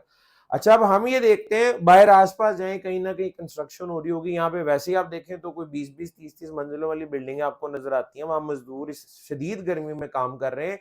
ये 20,000 ईंट क्या होती है, एक कोई कनाल का घर बन रहा है उसमें भी कोई 1.25 लाख के करीब ईंट लग जाती है, लाखों के हिसाब से ईंटें लग रही होती है। तो इन बिल्डिंग्स में तो और ज्यादा ईंटें लगती होंगी, और मजदूर लाखों ईंटें, एक फ्लोर क्या होता है 10-10 20-20 30-30 फ्लोर तक उठा के लेके जाते हैं, शदीद गर्मी में लेके जाते हैं, और ये काम हमारे सामने हो रहा है। ठीक है, उस मजदूर को जाके अगर मैं कहूं यार ये एक पेज है या एक पैराग्राफ है, ये तुम मेरे लिए पढ़ लो, हो सकता है वो बमुश्किल उसको पढ़ ले, ठीक है, या शायद वो भी ना पढ़ सके। अगर मैं उसको कोई यार 100 सफ़े की किताब, वो माजरत कर लेगा उस पे, वो कहेगा नहीं मैं नहीं कर सकता। मैं उसको कोई यार, वो कहेगा मैं आपके लिए ना 2 लाख ईंटें उठा दूंगा, ये किताब नहीं मैं पढ़ सकता आपके लिए। यानी एक बंदा ऐसा है जो मुशक्कत, फिजिकल मुशक्कत करने के लिए, ज्यादा से ज्यादा करने के लिए तैयार हो रहा है, लेकिन वो पढ़ने के लिए तैयार नहीं है। एक बंदा पढ़ने के लिए तैयार है लेकिन फिजिकल मुशक्कत करने को तैयार नहीं है। इसका मतलब है हमारे इर्द गिर्द जो लोग हैं, कोई फिजिकल, किसी की स्ट्रेंथ ज्यादा है, किसी की मेंटल स्ट्रेंथ ज्यादा होती है। यहां जो आपके सामने इस वक्त प्रॉब्लम है, ये बिल्कुल वैसे ही है। ये जो राउटर स्विच और हब है ना, ये मेहनत मजदूरी करने वाले लोग हैं, ये मुशक्कत करने वाले लोग हैं। ठीक है जी। इनका काम मेहनत मजदूरी करना है, फिजिकली मुशक्कत वाला काम है इनका। आप कहेंगे हमने देखा तो नहीं कभी राउटर ऊपर से नीचे आ जा रहा हो, ठीक है। ये राउटर स्विच और हब से आप सबको उम्मीद क्या है, ये मुख्तलिफ डिवाइसेस को आपस में कनेक्ट कराते होंगे। पहले दिन की पहली तस्वीर ये थी ना, एंड डिवाइसेस बनाई थी, और मैंने कहा था जी ये जो एंड डिवाइसेस हैं इनको आपस में हम कनेक्ट इंटरमीडिएट डिवाइसेस से करते हैं, जैसे राउटर, जैसे स्विच और हब। तो इनका काम डिवाइसेस को आपस में कनेक्ट करना है। डिवाइस कनेक्ट करने के लिए नेटवर्क पोर्ट होनी चाहिए, उसी पे आगे डिवाइस कनेक्ट। तो सबने देखी हुई है, सबके लैपटॉप डेस्कटॉप में एक नेटवर्क पोर्ट होगी, आप केबल लाके उसके साथ कनेक्ट करा देंगे। नेटवर्क पोर्ट होगी, उसके साथ केबल को कनेक्ट करा दिया जाता है, ठीक है। ज्यादा पोर्ट्स होंगी तो ज्यादा डिवाइसेस कनेक्ट करा लेंगे आप, ये ज्यादा अच्छी बात है। ज्यादा डिवाइसेस कनेक्ट होंगी तो डेटा भी ज्यादा आएगा, प्रोसेसर भी ज्यादा तगड़ा चाहिए आपको, मेमोरी बफर भी अच्छे होने चाहिए, इस सिस्टम को चलाने के लिए पावर सप्लाई भी तगड़ी होनी चाहिए, इसको ठंडा रखने के लिए फिर अंदर पंखे भी लगे होंगे उस डिवाइस के अंदर। तो जब ये सारी चीजें तगड़ी होती जाएंगी तो उस डिवाइस का फिजिकल साइज और वजन भी बढ़ जाएगा। ये जो राउटर्स और स्विचेस है ना और हब में, ये इस दरवाजे जितने साइज के भी हो सकते हैं। ये तो मैं बड़े साइज का बता रहा हूँ ना, वो इतने बड़े बड़े भी, छोटे भी होंगे, लेकिन वो छोटे भी आपकी एंड डिवाइसेस के मुकाबले में वजनी भी ज्यादा होते हैं और साइज में बड़े भी ज्यादा होते हैं। मिसाल के तौर पे, ठीक है, आप अगर आप कह रहे हैं जी मैं अपने लैपटॉप से राउटर वाला काम करा सकता हूँ, उसकी मिसाल यही है, उसको कहेंगे 1 ईंट उठा दोगे, वो कहेगा हाँ। लेकिन जब आप उस हद से बढ़ेंगे, आपके लैपटॉप या डेस्कटॉप में नेटवर्क पोर्ट्स कितनी होती हैं? एक, और एक वायरलेस वाली, और एक ब्लूटूथ हो सकती है। अब तो नए मॉडल्स में मैंने आपको बताया वो जो एक पोर्ट भी आ रही थी वो भी नहीं आ रही अब, ताकि और साइज स्लिम और स्मार्ट हो जाए, ठीक है। तो वो डिवाइस कहती है ये 2 या 1 पोर्ट है, ये चले 2 हैं, इनमें जितनी राउटिंग स्विचिंग करानी है करा लो, क्योंकि मुझे पता तो है ना राउटिंग प्रोटोकॉल पूरे हैं, अकल पूरी है, राउटिंग प्रोटोकॉल्स पूरे सारे पता है उसको, रेपो एसपीएफ क्या होता है, ठीक है जी। लेकिन फिजिकली उसको डिजाइन इस तरह से नहीं किया गया कि ज्यादा सारी डिवाइसेस उनके साथ कनेक्ट कराई जाए, ठीक है। आप तो दिन ब दिन पोर्ट्स कम करते जा रहे हैं। क्यों? मेरी और आपकी ख्वाहिश है कि मेरी जो एंड डिवाइस है, जो मेरा लैपटॉप या मोबाइल फोन है, उसका वजन कम से कम हो, और खरीदते हुए ऐसे ऐसे करके देख रहे होते हैं कितना पतला है। जितना लाइट वेट, जितना स्लिम हो, हम उसके पैसे ज्यादा देने को तैयार हो जाते हैं। ये जो एप्पल की प्रोडक्ट्स हैं, एक तो चले ब्रांड है, उसकी कीमत है, लेकिन शुरू से आप नोट करें वो हमेशा लाइट वेट होता रहा, स्लिम स्मार्ट होता था, और लोग उसके पैसे ज्यादा देने को तैयार हो जाते रहे। शुरू में तो एप्पल की अपनी चिप नहीं थी ना, इंटेल का प्रोसेसर होता रहा, वो इंटेल का प्रोसेसर बाकियों में है, वही उसमें लगा हुआ है, तो उसने कुछ ज्यादा तेज चल जाना था। बात चले ऑपरेटिंग सिस्टम उनका अपना था, लेकिन बाकी हार्डवेयर तो वैसे ही था, लेकिन सिर्फ ये था जरा स्लिम स्मार्ट डिजाइन किया होता था, तो लोग उसके पैसे ज्यादा दे देते थे। तो हम तो इस चीज के लिए पैसे देने को तैयार है, हम चाहते हैं हमारी डिवाइस पतली से, हमारी ख्वाहिश पे उन्होंने एक और पोर्ट भी खत्म कर दिया, वो जो एक RJ45 कनेक्टर, मैंने नाम बोल दिया RJ45 कनेक्टर का, कुछ जिनको नहीं पता वो सिर्फ इससे परेशान हुए होंगे, मैंने नहीं बोला कुछ, बस जब देख लेंगे, जब पढ़ लेंगे तो फिर बात करेंगे, ठीक है। तो वो खत्म कर दिया आपने, आपका नाम है, वो कह रहे हैं ये मेरा नाम था, बस नहीं लिया इन्होंने, ठीक है जी। अच्छा जी, तो ये हम अपने एंड डिवाइसेस से खुद नहीं ये काम लेना चाह रहे। अच्छा, एक और चीज भी अब यहाँ पे मौके का फायदा उठाते हुए बता रहे, तो ये जो मजदूरों वाली डिवाइसेस हैं, राउटर स्विच और हब, इनकी हमें मोबिलिटी भी रिक्वायर्ड नहीं होती, हम इनको उठा उठा के नहीं फिर रहे होते कि मैंने इसको इधर से उधर लेके जाना है, उधर से इधर लेके आना है। हमने अपनी एंड डिवाइसेस को तो कैरी करना होता है ना, ये अगर मुश्किल भारी हो गई तो उनको तो लाना ले जाना मुश्किल हो जाएगा। सुबह घर से ऑफिस आना हो, बाहर क्रेन खड़ी हो, मजदूर खड़े हो, साहब का लैपटॉप आज ऑफिस लेके जाना, स्यापा डला हो पूरे शहर में, ठीक है जी। तो यहाँ पे ये है कि जो राउटर स्विचेस है, इनके लिए क्या किया जाता है, आपकी जो भी ऑर्गेनाइजेशन है, कोई चले अस्पताल है, स्कूल है, कॉलेज है, बैंक है, व्हाटएवर, उसमें कोई फ्लोर या फ्लोर का कोई एक कमरा डेडिकेट कर दिया जाता है इस काम के लिए, उसको अक्सर नाम दे दिया जाता है NOC, network operations centre, network operations centre, और इसको ये नाम भी दे दिया जाता है NCR, network control room, network control room, या NCR, network operation centre, network operations centre, network operations centre, NOC या नेटवर्क कंट्रोल रूम। ये डिपेंड करता है आपकी ऑर्गेनाइजेशन कितनी बड़ी है। इदारा बड़ा होगा तो नॉक भी बड़ी होगी, इदारा छोटा होगा तो उसकी नॉक भी छोटी होगी। इतनी भी छोटी हो सकती है कि एक चंद फुट का कमरा आपको दिया जाए और एक छोटी सी कैबिनेट में आपकी डिवाइसेस लगी हो, ठीक है। तो इट डिपेंड्स कि आपका कारोबार कितना बड़ा है, कितने एम्प्लॉइज हैं, कितने यूजर्स हैं, ठीक है। यूजर ज्यादा होंगे तो फिर नॉक भी बड़ी हो जाएगी, एनसीआर भी बड़ी हो जाएगी, नेटवर्क कंट्रोल रूम। एक हल्की सी मिसाल देखनी हो, जब आप यहां से बाहर निकलेंगे तो राइट साइड पे हमारी एक सिस्को लैब है, तो उसके अंदर कुछ रैक्स पड़े हुए हैं जिनके अंदर डिवाइसेस मौजूद हैं। मैं कोशिश करता हूं आपको एक तस्वीर दिखा दूं कि आपको क्या जो है वो आप एक्सपेक्ट कर सकते हैं, क्या आपको नजर आ सकता है एक नॉक के अंदर, ठीक है। एक मैंने तस्वीर यहाँ पे ड्रैग करके इधर रखी है, साइज थोड़ा बड़ा है, वक्त लग सकता है। तो ये जनाब इस तरह से ये हमारी लैब है जी सिस्को की, आपके लिए भी ये अवेलेबल है, आप आगे चल के इसमें आप भी लैब प्रैक्टिस कर सकते हैं। इस तस्वीर में मैं भी मौजूद हूँ, ये दरमियान में, ठीक है, तो मैं भी हूँ, ठीक है। अच्छा, तो बहरहाल जी इस तरह से कैबिनेट्स होंगी, इनके अंदर डिवाइसेस को जो है वो इस तरीके से माउंट किया होगा, इंस्टॉल किया होगा, साइडों पे स्क्रू के साथ जो है वो उनको लगा दिया जाता है, इंस्टॉल कर दिया जाता है। इसमें एक के अंदर स्विचेस हैं, दरमियान वाले में भी राउटर्स हैं, यहाँ पर भी राउटर्स नजर आ रहे हैं, इनमें कुछ जुनिपर की भी डिवाइसेस मौजूद हैं, इनमें कुछ हवावे की डिवाइसेस भी मौजूद हैं, ज्यादातर सिस्को की डिवाइसेस इनके अंदर मौजूद है। तो आपका नेटवर्क ऑपरेशन सेंटर या एनसीआर, उसमें कुछ इस तरह की चीजें जो है वो पाई जाती हैं। अच्छा जी, हम अपने टॉपिक पे जरा आप जल्दी से वापस आ जाते हैं। हमारा टॉपिक क्या चल रहा था, what is the difference between router switch and hub, what is the difference between router switch and hub. उसमें पहला फर्क अभी हमें पता लग गया है, router is up to layer 3 intelligent, switch is up to layer 2 and hub is a layer 1 device. दूसरे फर्क पे चलते हैं, बहुत सारे फर्क हैं, दूसरा फर्क अभी देखते हैं। तो सेकंड नंबर पे जो हम फर्क अब देखने जा रहे हैं वो कुछ इस हवाले से है, एक टर्म यहाँ पे लिख रहा हूं, मेरा ख्याल है काफी दिनों से हम राउटिंग को तो डिस्कस कर ही रहे हैं, ठीक है जी। व्हाट इज राउटिंग, इसका जवाब आपको पता है, लेकिन जब जब आपने राउटर या राउटिंग का सुना है, साथ ही हम स्विच का भी जिक्र करते आ रहे हैं, तो फिर स्विचिंग भी नाम की कोई चीज भी होती होगी। What is switching, what is switching, ये स्विचिंग क्या चीज होती है, बनता है भाई राउटिंग होता है तो फिर स्विचिंग भी कुछ ना कुछ होता होगा, बिल्कुल ऐसे ही है।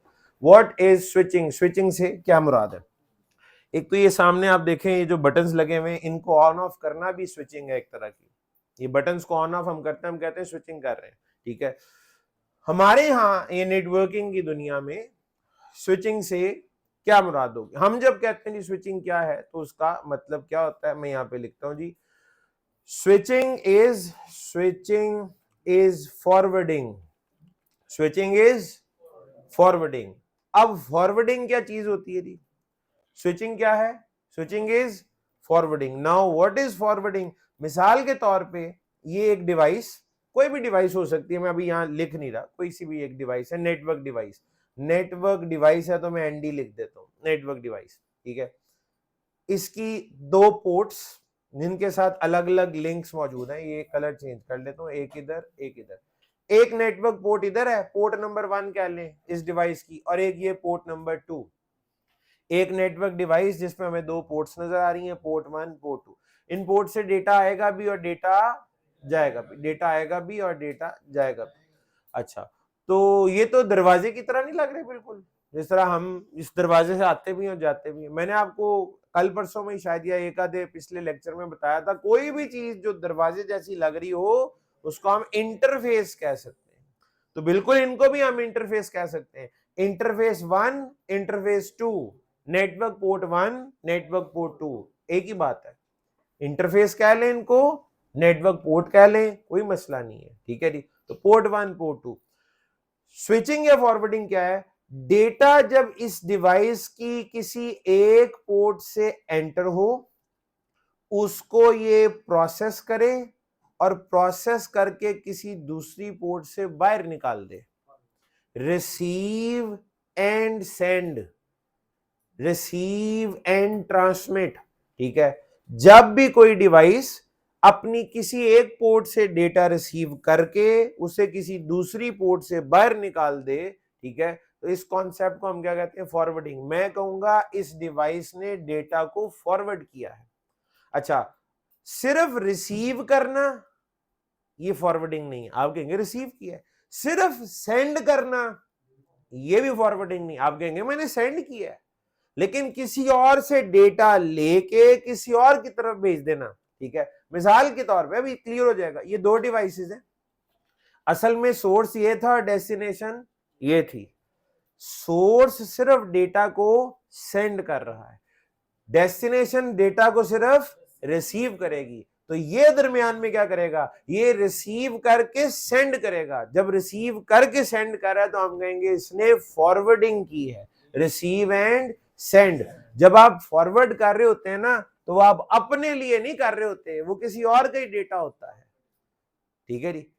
और सोचें, इंटरमीडिएट डिवाइस का तो काम ही हमेशा ये होगा, वो तो हमेशा दो के दरमियान में मौजूद होती है, और वो तो हमेशा फिर फॉरवर्डिंग ही कर रही होगी, वो तो पैदा ही बल्कि इस काम के लिए हुई होगी। आप कहेंगे बिल्कुल सही बात है, ठीक है जी। तो फॉरवर्डिंग इज स्विचिंग, तो स्विचिंग भी यही है और फॉरवर्डिंग भी यही है, ठीक है। तो स्विचिंग का मतलब किसी का डेटा आएगा और उसे आप किसी और के पास भेज देंगे, receive and send. It is called forwarding और स्विचिंग, फॉरवर्डिंग या इसको स्विचिंग कहा जाता है। अच्छा, अब यहाँ पे बड़े मसाइल हैं, यहाँ पे बंदा जब सोचता है तो फिर बड़े सवाल ज़हन में आते हैं। आप कहेंगे सर जिस तरह आपने भी कहा कि ये जो इंटरमीडिएट डिवाइस है उनसे मैं यही उम्मीद है वो यही करती होंगी, फॉरवर्डिंग या स्विचिंग। और जो स्विचिंग करता है उसका नाम क्या होना चाहिए, स्विच। जो स्विचिंग करता है उसको स्विच करना चाहिए। अब आप कहेंगे सर बड़ी प्रॉब्लम है, जी क्या प्रॉब्लम हो गई। आप कहेंगे सर वो जो राउटर है, राउटर तो राउटर भी तो यही काम करता होगा, किसी एक जगह से उसके पास डेटा आता होगा और किसी दूसरे की तरफ वो भेज देता होगा। तो राउटर भी इसका मतलब है फॉरवर्डिंग कर रहा है, यानी कि स्विचिंग कर रहा है। हाँ जी, राउटर स्विचिंग कर रहा है, राउटर जो है वो स्विचिंग करता है।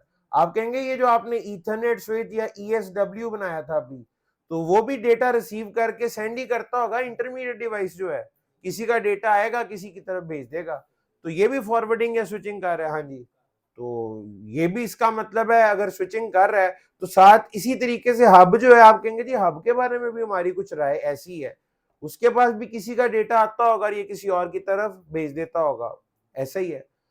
आप कहेंगे इसका मतलब है राउटर भी स्विचिंग कर रहा है, ईथरनेट स्विच भी स्विचिंग कर रहा है और हब भी स्विचिंग कर रहा है, फॉरवर्डिंग कर रहा है कि नहीं कर रहा।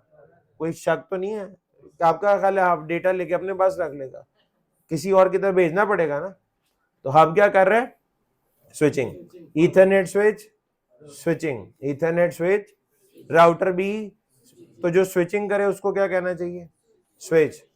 आप कहेंगे इसका मतलब है राउटर स्विच है, और ईथरनेट स्विच के तो नाम में ही स्विच आ रहा है ना, वो तो है ही स्विच। ईथरनेट स्विच भी स्विच है और इस तरह तो हब भी स्विच है। जो ये तो गलत बात है ना, हमें गलत लग रही है अभी, ठीक है। राउटर भी स्विच है, ईथरनेट स्विच भी स्विच है और हब भी। आप कहेंगे वाकई, हाँ जी बिल्कुल। आप कहेंगे इस तरह तो काम खराब हो जाएगा, जिस तरह भाई ने कहा ये तो गलत बात है, ठीक है जी। यानी राउटर स्विच है और ईथरनेट स्विच भी स्विच है और हब भी स्विच है, तो इनमें फिर फर्क कैसे करेंगे, ये तो कंफ्यूजन होना शुरू हो जाएगी। आप बिल्कुल सही सोच रहे हैं। अगर मैं सिर्फ इतना सा काम कर दूं, मैं कहूं राउटर जो है ना ये एक लेयर 3 स्विच है और ईथरनेट स्विच एक लेयर 2 स्विच है और हब जो है वो एक लेयर 1 स्विच है। अब ठीक है, अब कुछ बात बनती हुई नजर आ रही है, अब फर्क हो रहा है। राउटर एक लेयर 3 स्विच है, ईथरनेट स्विच एक लेयर 2 स्विच है और हब एक लेयर 1 स्विच है, ठीक है जी। अभी थोड़ी देर ये पहले बात मुकम्मल हम कर लें, फिर मैं कुछ और चीजें, इंडस्ट्री में कुछ चीजें ना गलतुल आम हो चुकी हुई हैं, जरा उनको भी अभी एड्रेस करता हूं मैं, पहले ये मुकम्मल कर लें। राउटर क्या है जी, layer 3 switch, ethernet switch layer 2 switch, hub is a layer 1। तो जो लेयर 3 स्विच है वो लेयर 3 स्विचिंग ही कराएगा ना, और लेयर 2 स्विच लेयर 2 स्विचिंग कराएगा और लेयर 1 स्विच लेयर 1 स्विचिंग कराएगा। और पूछने वाला तो आपसे पूछ लेगा, उसे तो शर्म ही नहीं आती, उसने तो कहना है what is the difference between layer 3 layer 2 and layer 1 switching. उसे तो मौका चाहिए सवाल पूछने के लिए, उसने कहना है what is the difference between layer 3 layer 2 and layer 1 switching. What is the difference between layer 3 layer 2 and layer 1 switching? मैं पहली डेफिनेशन लिखूंगा ना, बाकी खुद ब खुद आपको समझ आना शुरू हो जाएंगी। लेयर 3 स्विचिंग से शुरू करते हैं जी। लेयर 3 स्विचिंग क्या होती है, लिखें, तैयार। Forwarding of packets, forwarding of packets on the basis of IP addresses. काफी सारे लोग तो कहेंगे सर सुकून आ गया, इससे अच्छा नहीं हो सकता था। वाकई यही करता है, फॉरवर्डिंग ऑफ पैकेट्स। पीडीयू या जो आपका डेटा यूनिट है उसका नाम बड़ा सोच समझ के इस्तेमाल करना चाहिए। Forwarding of packets on the basis of IP addresses. ये क्या राउटर लेयर 3 पे है ना, नेटवर्क लेयर, तो नेटवर्क लेयर में पैकेट और आईपी एड्रेस होते हैं, तो कहीं से पैकेट आएगा और राउटर उसको किसी और की तरफ भेज देगा। राउटर पैदा ही पैकेट्स की फॉरवर्डिंग या पैकेट्स की स्विचिंग के लिए हुआ है, और ये काम वो आईपी एड्रेस की बेस पे करता है। उसे पता लगता है आया कहां से है पैकेट और इसने आगे जाना कहां है। पैकेट पे सोर्स आईपी भी लिखा होगा और डेस्टिनेशन आईपी। तो forwarding of packets on the basis of IP addresses. उम्मीद करता हूं कि लेयर 2 स्विचिंग का अंदाजा आप में से अक्सर लोगों ने लगा लिया होगा जी। फॉरवर्डिंग ऑफ फ्रेम्स, जबरदस्त जी। बातें आपस में जब जुड़ती हैं ना, जब नुक्ते मिलना शुरू होते हैं तो बंदा कहता है अब जरा तस्वीर बन रही है, आप मजा आ रहा है, ठीक है। Forwarding of frames on the basis of MAC addresses, on the basis of MAC addresses. MAC की बेस पे फ्रेम्स की फॉरवर्डिंग, इसको क्या कहेंगे, लेयर 2 स्विचिंग या लेयर 2 फॉरवर्डिंग भी कह सकते हैं। लेयर 2 स्विचिंग क्या जी, forwarding of frames on the basis of MAC addresses. और लेयर 3 क्या है, forwarding of packets on the basis of IP addresses. अब आ जाते हैं लेयर 1 पे, लेयर 1 स्विचिंग, लेयर 1 स्विचिंग। अच्छा, फॉरवर्डिंग, बल्कि भाई आप में से कुछ लोग जो लिख रहे हैं ना, पहले लिख ले, आराम से लिख ले, फिर आगे चलते हैं। अभी यहां रुक जाता हूं मैं।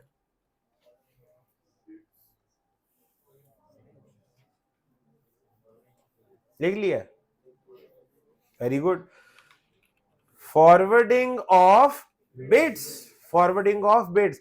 आगे आपको नहीं समझ आएगा क्या लिखना है, आगे आपको आइडेंटिफायर नहीं मिलेगा, और यही डेफिनेशन है, forwarding of bits without any identifier. Forwarding of bits without any identifier, बगैर किसी आइडेंटिफायर के बिट्स की फॉरवर्डिंग, बगैर किसी आइडेंटिफायर के बिट्स की फॉरवर्डिंग।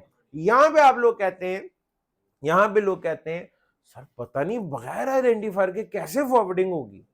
सवाल आता है ना जेल में सबके, सर बगैर आईडी के फॉरवर्डिंग कैसे होगी। मुझे ये नहीं समझ आती, आप लोग हमेशा यही होता है, आप लोगों को यही फिक्र होती है बगैर आईडी के कैसे फॉरवर्डिंग हो जाएगी। जैसे आईपी और मैक की बेस पे तो आपको बचपन से पता है कैसे फॉरवर्डिंग हो जाती है। आपको पता है आईपी की बेस पे फॉरवर्डिंग कैसे होती है, नहीं पता। आपको पता है मैक की बेस पे फॉरवर्डिंग कैसे होती है, आपको वो भी नहीं पता। और उसी तरह आपको ये भी नहीं पता कि बिट्स की विदाउट आइडेंटिफायर फॉरवर्डिंग कैसे होती है। आपको फील ऐसे हो रहा है जैसे बस मुझे ये नहीं पता कि बगैर आईडी के फॉरवर्डिंग, बाकी तो आप रोज करते हैं। टेक्निकली तीनों की फिक्र होनी चाहिए, आपको तीनों ही नहीं आते। आपको आईपी की बेस पे भी फॉरवर्डिंग नहीं आती, आपको मैक की बेस पे भी फॉरवर्डिंग नहीं आती, उसी तरह आपको ये भी नहीं आता कि बगैर आईडी के फॉरवर्डिंग कैसे होगी। ठीक है जी, तो फिक्र सिर्फ उसकी नहीं होनी चाहिए, तीनों की होनी चाहिए। तो तीनों को सीखना है आपने, ठीक है। आपको लेयर 3 स्विचिंग आ जाए ना तो ये कोई मामूली बात नहीं है। आपको लेयर 2 स्विचिंग आ जाए तो आप दुनिया आपके पास गिरी होगी आके, आप ही की तो तलाश थी, कहां थे आप। ठीक है जी, तो ये सब कुछ सीखना आपने। अच्छा, अब यहां में अब क्योंकि ये क्लियर हो गया होगा तो अब मैं आपको एक चीज बताता हूं। हमारी इंडस्ट्री में ना एक डिवाइस है, अब वही एक जो जिसको कहते हैं गलत उलाम, लोगों में गलत चीज मशहूर होती गई, लोग पक्का ही हो गए उसके ऊपर। हमारी इंडस्ट्री में एक डिवाइस है जिसका नाम है MLS, multi layer switch, multi layer switch. ठीक है जी, स्विच तो समझ गए होंगे आपके, स्विच का काम तो ऐसी डिवाइस है जो फॉरवर्डिंग कराती होगी। स्विच एक ऐसी डिवाइस होती है जो फॉरवर्डिंग कराती है। और ये कैसा स्विच है, multi layer switch. Multi layer switch ये एक ऐसी डिवाइस है जिसके पास ये सलाहियत होगी, जिसके पास ये सलाहियत होगी कि वो क्या कर सके, एक से ज्यादा लेयर्स की फॉरवर्डिंग, यानी वो हो सकता है मैक की बेस पे भी फॉरवर्डिंग जानती हो और आईपी की बेस पे। अच्छा, अब आपकी मर्जी थोड़ी होगी कि ये ऐसा होना चाहिए वैसा। वो जो मल्टीपल लेयर्स हैं वो कौन सी हैं? वो multiple layers layer 2 and layer 3 है। यानी एक ऐसी डिवाइस है जो लेयर 3 स्विचिंग भी कर सकती है और लेयर 2 स्विचिंग भी। क्या मैं इसको 2 in 1 डिवाइस कह सकता हूं? कह सकते। क्या हम यूं इमेजिन कर सकते हैं कि राउटर और स्विच, ईथरनेट स्विच को एक डब्बे में बंद कर दिया है? बिल्कुल कर सकते हैं। बिल्कुल आप ऐसा सोच सकते हैं कि राउटर और स्विच की कैपेबिलिटीज को एक जगह पे इकट्ठा कर दिया गया है। 2 in 1 device, multi layer switch, एक ऐसी डिवाइस जो लेयर 2 स्विचिंग भी कर सकती है और लेयर 3। अच्छा, मिसाल दे रहा हूं, लेट से आपने मल्टी लेयर स्विच का एक 24 पोर्ट्स वाला मॉडल खरीद लिया, ठीक है जी, 24 पोर्ट वाला मॉडल बाजार गए, आप खरीद के ले आए, 24 नेटवर्क पोर्ट्स हैं उसके ऊपर। ये आपकी, आप यानी कि नेटवर्क एडमिनिस्ट्रेटर, ये चीज आपकी मर्जी और आपके हाथ में है कि आप इन 24 पोर्ट्स को कैसे यूज करना चाहते हैं। आप चाहें 24 के 24 से लेयर 2 स्विचिंग करा लें, ये लेयर 2 मतलब मैक की बेस पे फॉरवर्डिंग। आप चाहें 24 की 24 से लेयर 3 स्विचिंग करा लें, यानी आईपी की बेस पे फॉरवर्डिंग। आप चाहें आधा आधा कर लें, 12 लेयर 2 और 12 पोर्ट्स लेयर 3। आप चाहें 2 पोर्ट से लेयर 3 और 22 पोर्ट से लेयर 2। ये इसको क्या कहते हैं? सेटिंग्स या कॉन्फ़िगरेशन। ये कॉन्फ़िगरेशन मेरे और आपके पास हम कर सकते हैं, आप जैसे से यूज करना चाहें कर सकते हैं, ठीक है। इस डिवाइस का नाम क्या है? Multi layer. अच्छी डिवाइस है, बहुत बिकती होगी, बहुत बिकती है। ये जो आपको मैंने एक रैक दिखाया था ना अभी, इसमें ये जो राइट वाला रैक देख रहे हैं, इसमें सारी मल्टी लेयर स्विचेस हैं, सब मल्टी लेयर, ये सारे के सारे एमएलएस है, मल्टी लेयर स्विच है, ठीक है। अच्छा, तो इसका मतलब है ये डिवाइस बहुत यूज होती होगी जी, बिल्कुल बहुत यूज होती है। अब मसला ये है कि जब आप बाहर जाके मार्केट में कहेंगे ना लेयर 3 स्विच, तो लोगों के ज़हन में मल्टी लेयर स्विच आता है। लोगों ने मल्टी लेयर स्विच को लेयर 3 स्विच कह कह के पक्का कर दिया है। यानी बाहर लेयर 3 स्विच जब कहा जाता है तो लोगों की उससे मुराद मल्टी लेयर स्विच होती है। इस बेचारे को लेयर 3 स्विच कहना इसकी तौहीन है, आप उससे उसकी आधी सलाहियत छीन रहे हैं। वो मल्टी लेयर स्विच है, उसको मल्टी लेयर स्विच ही कहना चाहिए, यानी वो लेयर 3 एंड लेयर 2 स्विच है, उसको लेयर 3 एंड लेयर 2 ही कहना चाहिए। लेकिन अमूमन हमारे जो इंडस्ट्री है उसके अंदर जब लोग लेयर 3 स्विच कहते हैं या लिखते हैं, उससे उनकी मुराद ये होती है। हकीकतन ये रोल राउटर का है, ठीक है जी। यानी by definition router layer 3 switch है, लेयर 2 स्विच ईथरनेट स्विच है, लेयर 1 स्विच हब है, ठीक है। तो इस चीज में आप लोगों ने जरा ख्याल रखना है, मल्टी लेयर स्विच कहीं लिखना हो तो उसको मल्टी लेयर स्विच ही लिखें। और इंडस्ट्री में कोई लेयर 3 स्विच का जिक्र कर रहा हो उससे तसल्ली कर ले तुम एमएलएस की बात कर रहे हो या राउटर की बात कर रहे हो, ठीक है। तो ये कंफ्यूजन है, ठीक है। अच्छा चलें जी, उम्मीद करता हूं कि ये आपको क्लियर हो गया होगा। तो दूसरा फर्क जो है वो हमने स्विचिंग की बुनियाद पे देखा। पहला क्या था? Router is up to layer 3 intelligent, Ethernet switch is up to layer 2 intelligent, hub is a layer 1 device. दूसरा फर्क क्या जी? router is a layer 3 switch, performs layer 3 switching, forwarding of packets on the basis of IP addresses. Layer 2 switch के बारे में क्या जी? Ethernet switch is a layer 2 switch, performs layer 2 switching, and layer 2 switching is forwarding of frames on the basis of MAC addresses. Hub is a layer 1 switch, performs layer 1 switching, and what is layer 1 switching? Forwarding of bits without any identifier, ठीक है। तो यहां तक दो फर्क हो गए। तीसरा फर्क, तीसरी बुनियाद पे हम फर्क करने जा रहे हैं। राउटर, स्विच और हब के फर्क की हमें जो है वो तलाश है। ये तलाश बड़ी लंबी चौड़ी है, ये जारी रहेगी, एक से बढ़कर एक इंपॉर्टेंट कॉन्सेप्ट आपके सामने आता जाएगा। जो थर्ड कॉन्सेप्ट है, कुछ हिस्सा इसका ना अभी ब्रेक से पहले डिस्कस कर लेते हैं, फिर बाकी ब्रेक के बाद हमारा काम जो है वो थोड़ा सा कम हो जाएगा। तो कुछ आसान आसान सी बातें हैं, जरा वो पहले डिस्कस कर लें। एक कॉन्सेप्ट है यूनिकास्ट। अच्छा बल्कि यूं छोड़े ना, यहां से शुरू करते हैं। कास्टिंग एक तो वो जात वाली कास्टिंग होती है ना, इसमें बनने के ज़हन में आता है अच्छा राउटरों में भी बट, मलिक, चौधरी, ये सब कुछ होता है, शेखों के स्विच, बट्टों के राउटर, ठीक है जी, ठीक है, वगैरह वगैरह वगैरह। तो क्या इधर भी कोई ऐसा सीन है? ये तो ये वाला कास्टिंग तो डिफरेंट है, ये तो होता है नशर करना, एडवर्टाइज करना, ठीक है। तो कास्टिंग ये ना बेसिक 3 टाइप्स हैं, आगे इनकी कुछ डेराइव्ड टाइप्स भी हैं, लेकिन बुनियादी तौर पे 3 है, ठीक है। एक है उनमें से यूनिकास्ट, ठीक है जी, एक है ब्रॉडकास्ट, एक है मल्टीकास्ट।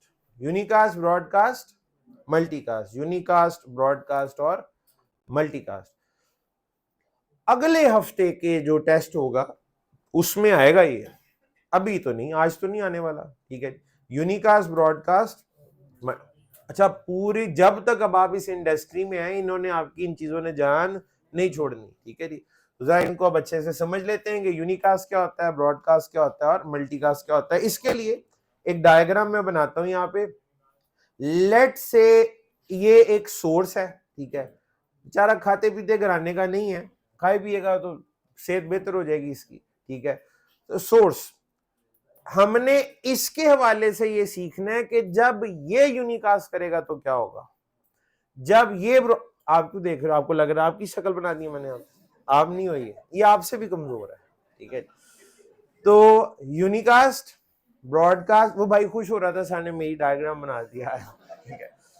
यूनिकास्ट, ब्रॉडकास्ट और मल्टीकास्ट, जब ये यूनिकास्ट करेगा तो क्या होगा, जब ये ब्रॉडकास्ट करेगा तो क्या होगा, जब ये मल्टीकास्ट करेगा तो क्या होगा, ये हमने समझना है, ठीक है जी। अच्छा मैं कहता हूं सोर्स भी सिंगल है और इसकी जो डेस्टिनेशन है वो भी सिंगल ही है। ये कोई डेटा भेजे और ये उसको रिसीव कर ले। अब डेटा पैकेट की शक्ल में भी होता है, डेटा फ्रेम की शक्ल में भी होता है, वो बिट्स की शक्ल में भी होता है। तो सोर्स ने डेटा भेजा, इस एक डेस्टिनेशन ने रिसीव कर लिया, इसको तो हम कहेंगे 1 to 1 कम्युनिकेशन। बोलने वाला भी एक है, सुनने वाला भी एक है, 1 to 1 कम्युनिकेशन। 1 to 1 कम्युनिकेशन को कहते हैं unicast. 1 to 1 communication is called unicast. 1 to 1 जिसमें सिंगल सोर्स और सिंगल डेस्टिनेशन होती है, that is called 1 to 1 communication. इससे मिलता जुलता एक पॉइंट टू पॉइंट कम्युनिकेशन का कॉन्सेप्ट है, वो आगे चल के बात करेंगे उस पर, but now it is 1 to 1 communication. Broadcast के बारे में क्या ख्याल है आपका, ये बंदा, ये शख्स जो जब ब्रॉडकास्ट करेगा तो क्या होगा, जब ये ब्रॉडकास्ट करेगा तो ये होगा, बोलने वाला ये एक होगा लेकिन सुनने वाले सब होंगे, 1 to all। इस क्लास के रेफरेंस से मैं इस वक्त ब्रॉडकास्ट कर रहा हूं, 1 to all communication, 1 to all। मैं बोल रहा हूं, आप सब सुन रहे हैं, मैं बोलने वाला हूं और आप सब सुनने वाले हैं। 1 to all communication, 1 to all communication is called broadcast. 1 to 1 unicast, 1 to all broadcast. 1 to 1 is unicast, 1 to all is broadcast. अच्छा मल्टीकास्ट क्या, जाहिर इनके दरमियान की कोई चीज ही हो सकती है, क्योंकि सोर्स ने एक ही रहना है, ये हम पहले फैसला कर चुके हुए हैं कि भाई ये नहीं लेगा अपनी जगह से, सोर्स यही रहना है, इधर दो भी नहीं होने, एक, ये इसकी बात हो रही है, इस एक बंदे की बात हो रही है, ठीक है जी, उस्मान भाई की बात हो रही है, ठीक है। जब ये यूनिकास्ट करेंगे तो क्या होगा, जब ये ब्रॉडकास्ट करेंगे तो क्या होगा, जब ये मल्टीकास्ट करेंगे तो क्या होगा। देखिए फर्क पड़ रहा है ऑडियंस पे, रिसीवर के ऊपर, फैसले उसकी बुनियाद पे हो रहे हैं। सुनने वाला एक है तो आप कह रहे हैं यूनिकास्ट है, सब है तो आप कह रहे हैं ब्रॉडकास्ट। अब इनके दरमियान क्या हो सकता है, ना डेस्टिनेशन में एक हो ना सब हो। मिसाल के तौर पे मैं इस क्लास के दो ग्रुप बना देता हूं, मैं कहता हूँ ये साइड जो बैठी हुई है ये ग्रुप ए और ये साइड जो बैठी हुई है वो ग्रुप बी, या एक और ग्रुप तो कुदरती तौर पे बना हुआ है, ऑनलाइन वाले अलग और कैंपस वाले अलग, ठीक है। तो मैं अगर कहूँ जी मैं ऑनलाइन वालों से मुखातिब हूं, मैं ऑनलाइन वालों से बात कर रहा हूं, तो 1 to a specific group communication, 1 to a specific group communication, ठीक है, इट इज कॉल्ड मल्टीकास्ट। जब आप किसी स्पेसिफिक ग्रुप से बात करते हैं, सबसे नहीं, अच्छा ग्रुप में ना तो एक होता है ना सब होते हैं, मैनी जरूर होते हैं, मैनी जरूर होते हैं। तो मल्टीकास्ट क्या है जी, 1 to a specific group communication या many, 1 to a specific group, 1 to a specific group या 1 to many, 1 to many, ठीक है जी। इसको क्या कहा जाता है, multicast. 1 to a specific group या 1 to many, ये मल्टीकास्ट है। हमारी नेटवर्किंग की दुनिया में ग्रुप कैसे बनते होंगे, छोटी छोटी बातों पे ग्रुप बन जाता है। जैसे मिसाल देता हूं, 10 राउटर्स हैं, कितने, 10 में से 5 पे OSPF चला दिया। ये नाम सुना कभी जिंदगी में, OSPF सुने, देखा भी है, सुना है, कब, अभी थोड़ी देर पहले, ठीक है जी। ये हमने राउटिंग प्रोटोकॉल देखे थे अभी।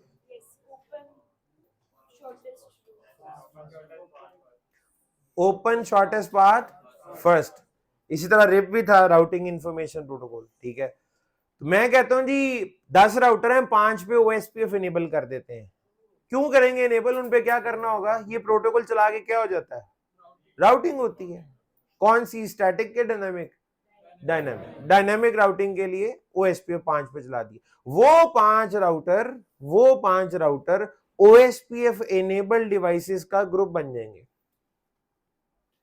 वो 5 राउटर ओएसपीएफ एनेबल डिवाइसेस का ग्रुप बन जाएंगे, और बाकी 5 में मैं रिप एनेबल कर देता हूं ऊपर वाला, वो 5 राउटर रिप एनेबल राउटर्स का ग्रुप बन जाएंगे। तो कितने ग्रुप बन गए? 2। नेटवर्क तो एक ही है, लेकिन नेटवर्क में ग्रुप 2 बन गए। तो हमारे ग्रुप किस बुनियाद पे बनते हैं? एक जैसा प्रोटोकॉल एनेबल कर देने से, एक जैसा सॉफ्टवेयर एनेबल कर देने से। मैंने अगर ओएसपीएफ वाले ग्रुप से बात करनी है तो मैं कहूंगा जी मैं ओएसपीएफ के लिहाज से मल्टीकास्ट कर रहा हूं, यानी मैं अगर सिर्फ ओएसपीएफ ग्रुप से बात कर रहा हूँ तो वो मल्टीकास्ट होगी। मैं रिप वाले ग्रुप से बात कर रहा हूँ तो वो भी मल्टीकास्ट होगी, ठीक है। तो मल्टीकास्ट क्या है? जो किसी स्पेसिफिक ग्रुप से कम्युनिकेशन, और हमारे यहाँ ग्रुप किस बुनियाद पे बनते हैं? एक जैसा प्रोटोकॉल चला देने से। और ये असली वाला ग्रुप है, एमई में मिसाल के तौर पे जबरदस्ती नहीं बनाया, हकीकी ग्रुप बनेगा ये ओएसपीएफ वालों का असली ग्रुप, उसकी अपनी एक पहचान होगी, ठीक है। वो मल्टीकास्ट ग्रुप होगा, रिप वालों का एक मल्टीकास्ट ग्रुप होगा, इसी तरह ईआईजीआरपी वालों का मल्टीकास्ट ग्रुप होगा, ठीक है। तो इस तरीके से हम ग्रुप बना लेते हैं। तो one to a specific group communication is called multicast, या one to many multicast, one to all broadcast, one to one unicast, one to one unicast, ठीक है। अच्छा, एक एनीकास्ट भी होता है, इसको आगे जाके पढ़ेंगे, अभी के लिए हमें उसकी जरूरत नहीं है, ठीक है जी। तो एनीकास्ट को आगे, फिलहाल यूनिकास्ट, ब्रॉडकास्ट और मल्टीकास्ट, ये 3 चीजें। अब पता है इस वक्त अक्सर लोगों के दिमाग में एक सवाल आ रहा होगा, सर अगर हमने एक नेटवर्क में यूनिकास्ट, ब्रॉडकास्ट या मल्टीकास्ट करना है तो कौन सी बंदूक है या कौन सी पिस्तौल है जिससे यूनिकास्ट होता है या ब्रॉडकास्ट हो, टूल कौन सा है, कैसे करेंगे यूनिकास्ट, ठीक है, कैसे करेंगे ब्रॉडकास्ट, कैसे करेंगे मल्टीकास्ट? तो याद रखिएगा, यूनिकास्ट, ब्रॉडकास्ट और मल्टीकास्ट के लिए जो टूल है ना हमारे पास, वो हमारी एड्रेसिंग स्कीम्स है। आप यूनिकास्ट करने के लिए अलग आईपी एड्रेसेस हैं, यूनिकास्ट वाले आईपी एड्रेसेस ही अलग से हैं, मल्टीकास्ट वाले आईपी एड्रेसेस ही अलग से हैं, ब्रॉडकास्ट वाले आईपी एड्रेसेस अलग से हैं। यूनिकास्ट, ब्रॉडकास्ट और मल्टीकास्ट के लिए मैक एड्रेसेस भी अलग अलग से हैं। यानी आपने मैक की बेस पे लेयर 2 स्विचिंग चल रही है, मैक की बेस पे फॉरवर्डिंग हो रही है, और आपने अगर यूनिकास्ट करना है तो आप यूनिकास्ट मैक यूज करेंगे, मल्टीकास्ट के लिए मल्टीकास्ट मैक यूज करेंगे, और ब्रॉडकास्ट के लिए ब्रॉडकास्ट मैक यूज करेंगे। इसका मतलब है ये सारे काम करने के लिए अलग अलग आईपी भी होते हैं और अलग अलग मैक एड्रेसेस भी होते हैं जी, बिल्कुल ऐसे ही है। तो वो टूल क्या है? हमारी एड्रेसिंग स्कीम्स। आने वाले टॉपिक अपनी कमी महसूस कराना शुरू कर देते हैं, तो एड्रेसिंग स्कीम्स अब आपको आहिस्ता आहिस्ता अपनी कमी महसूस कराना शुरू कर देंगी, ठीक है जी। जब उनकी शिद्दत बहुत ज्यादा बढ़ जाएगी, जब बात हद से गुजर जाएगी, तो वो टॉपिक आ जाएगा, ठीक है जी। अच्छा, तो फिलहाल हम पढ़ क्या रहे थे? What is the difference between router, switch and hub, और हमने कहा 2 फर्क बता दिए, तीसरा शुरू करने लगे थे तो ये कास्टिंग बीच में आ गई, वो ऐसे थोड़ी आ गई। अब हमने ये देखना है कि वो कौन से ऐसे हालात होते हैं और वो कौन से वाकयात होते हैं, और राउटर जो है वो यूनिकास्ट करता है, ब्रॉडकास्ट करता है या मल्टीकास्ट करता है, स्विच यूनिकास्ट करता है, ब्रॉडकास्ट करता है या मल्टीकास्ट, और हब क्या करता है। तो हमने अब ये जानना है। अब कास्टिंग की बेस पे हम इनका बिहेवियर समझेंगे, लेकिन उसके पहले एक ब्रेक का होना बड़ा ही जरूरी है, ठीक है। इस वक्त आप में से अक्सर लोग जो हैं वो अक चुके हैं, ठीक है। अब आप सुनने को भी तैयार नहीं है, अब आप कह रहे हैं नहीं बस हो गया, बहुत हो गया। तो एक ब्रेक करें जी, आपसे मुलाकात होती है ब्रेक के बाद।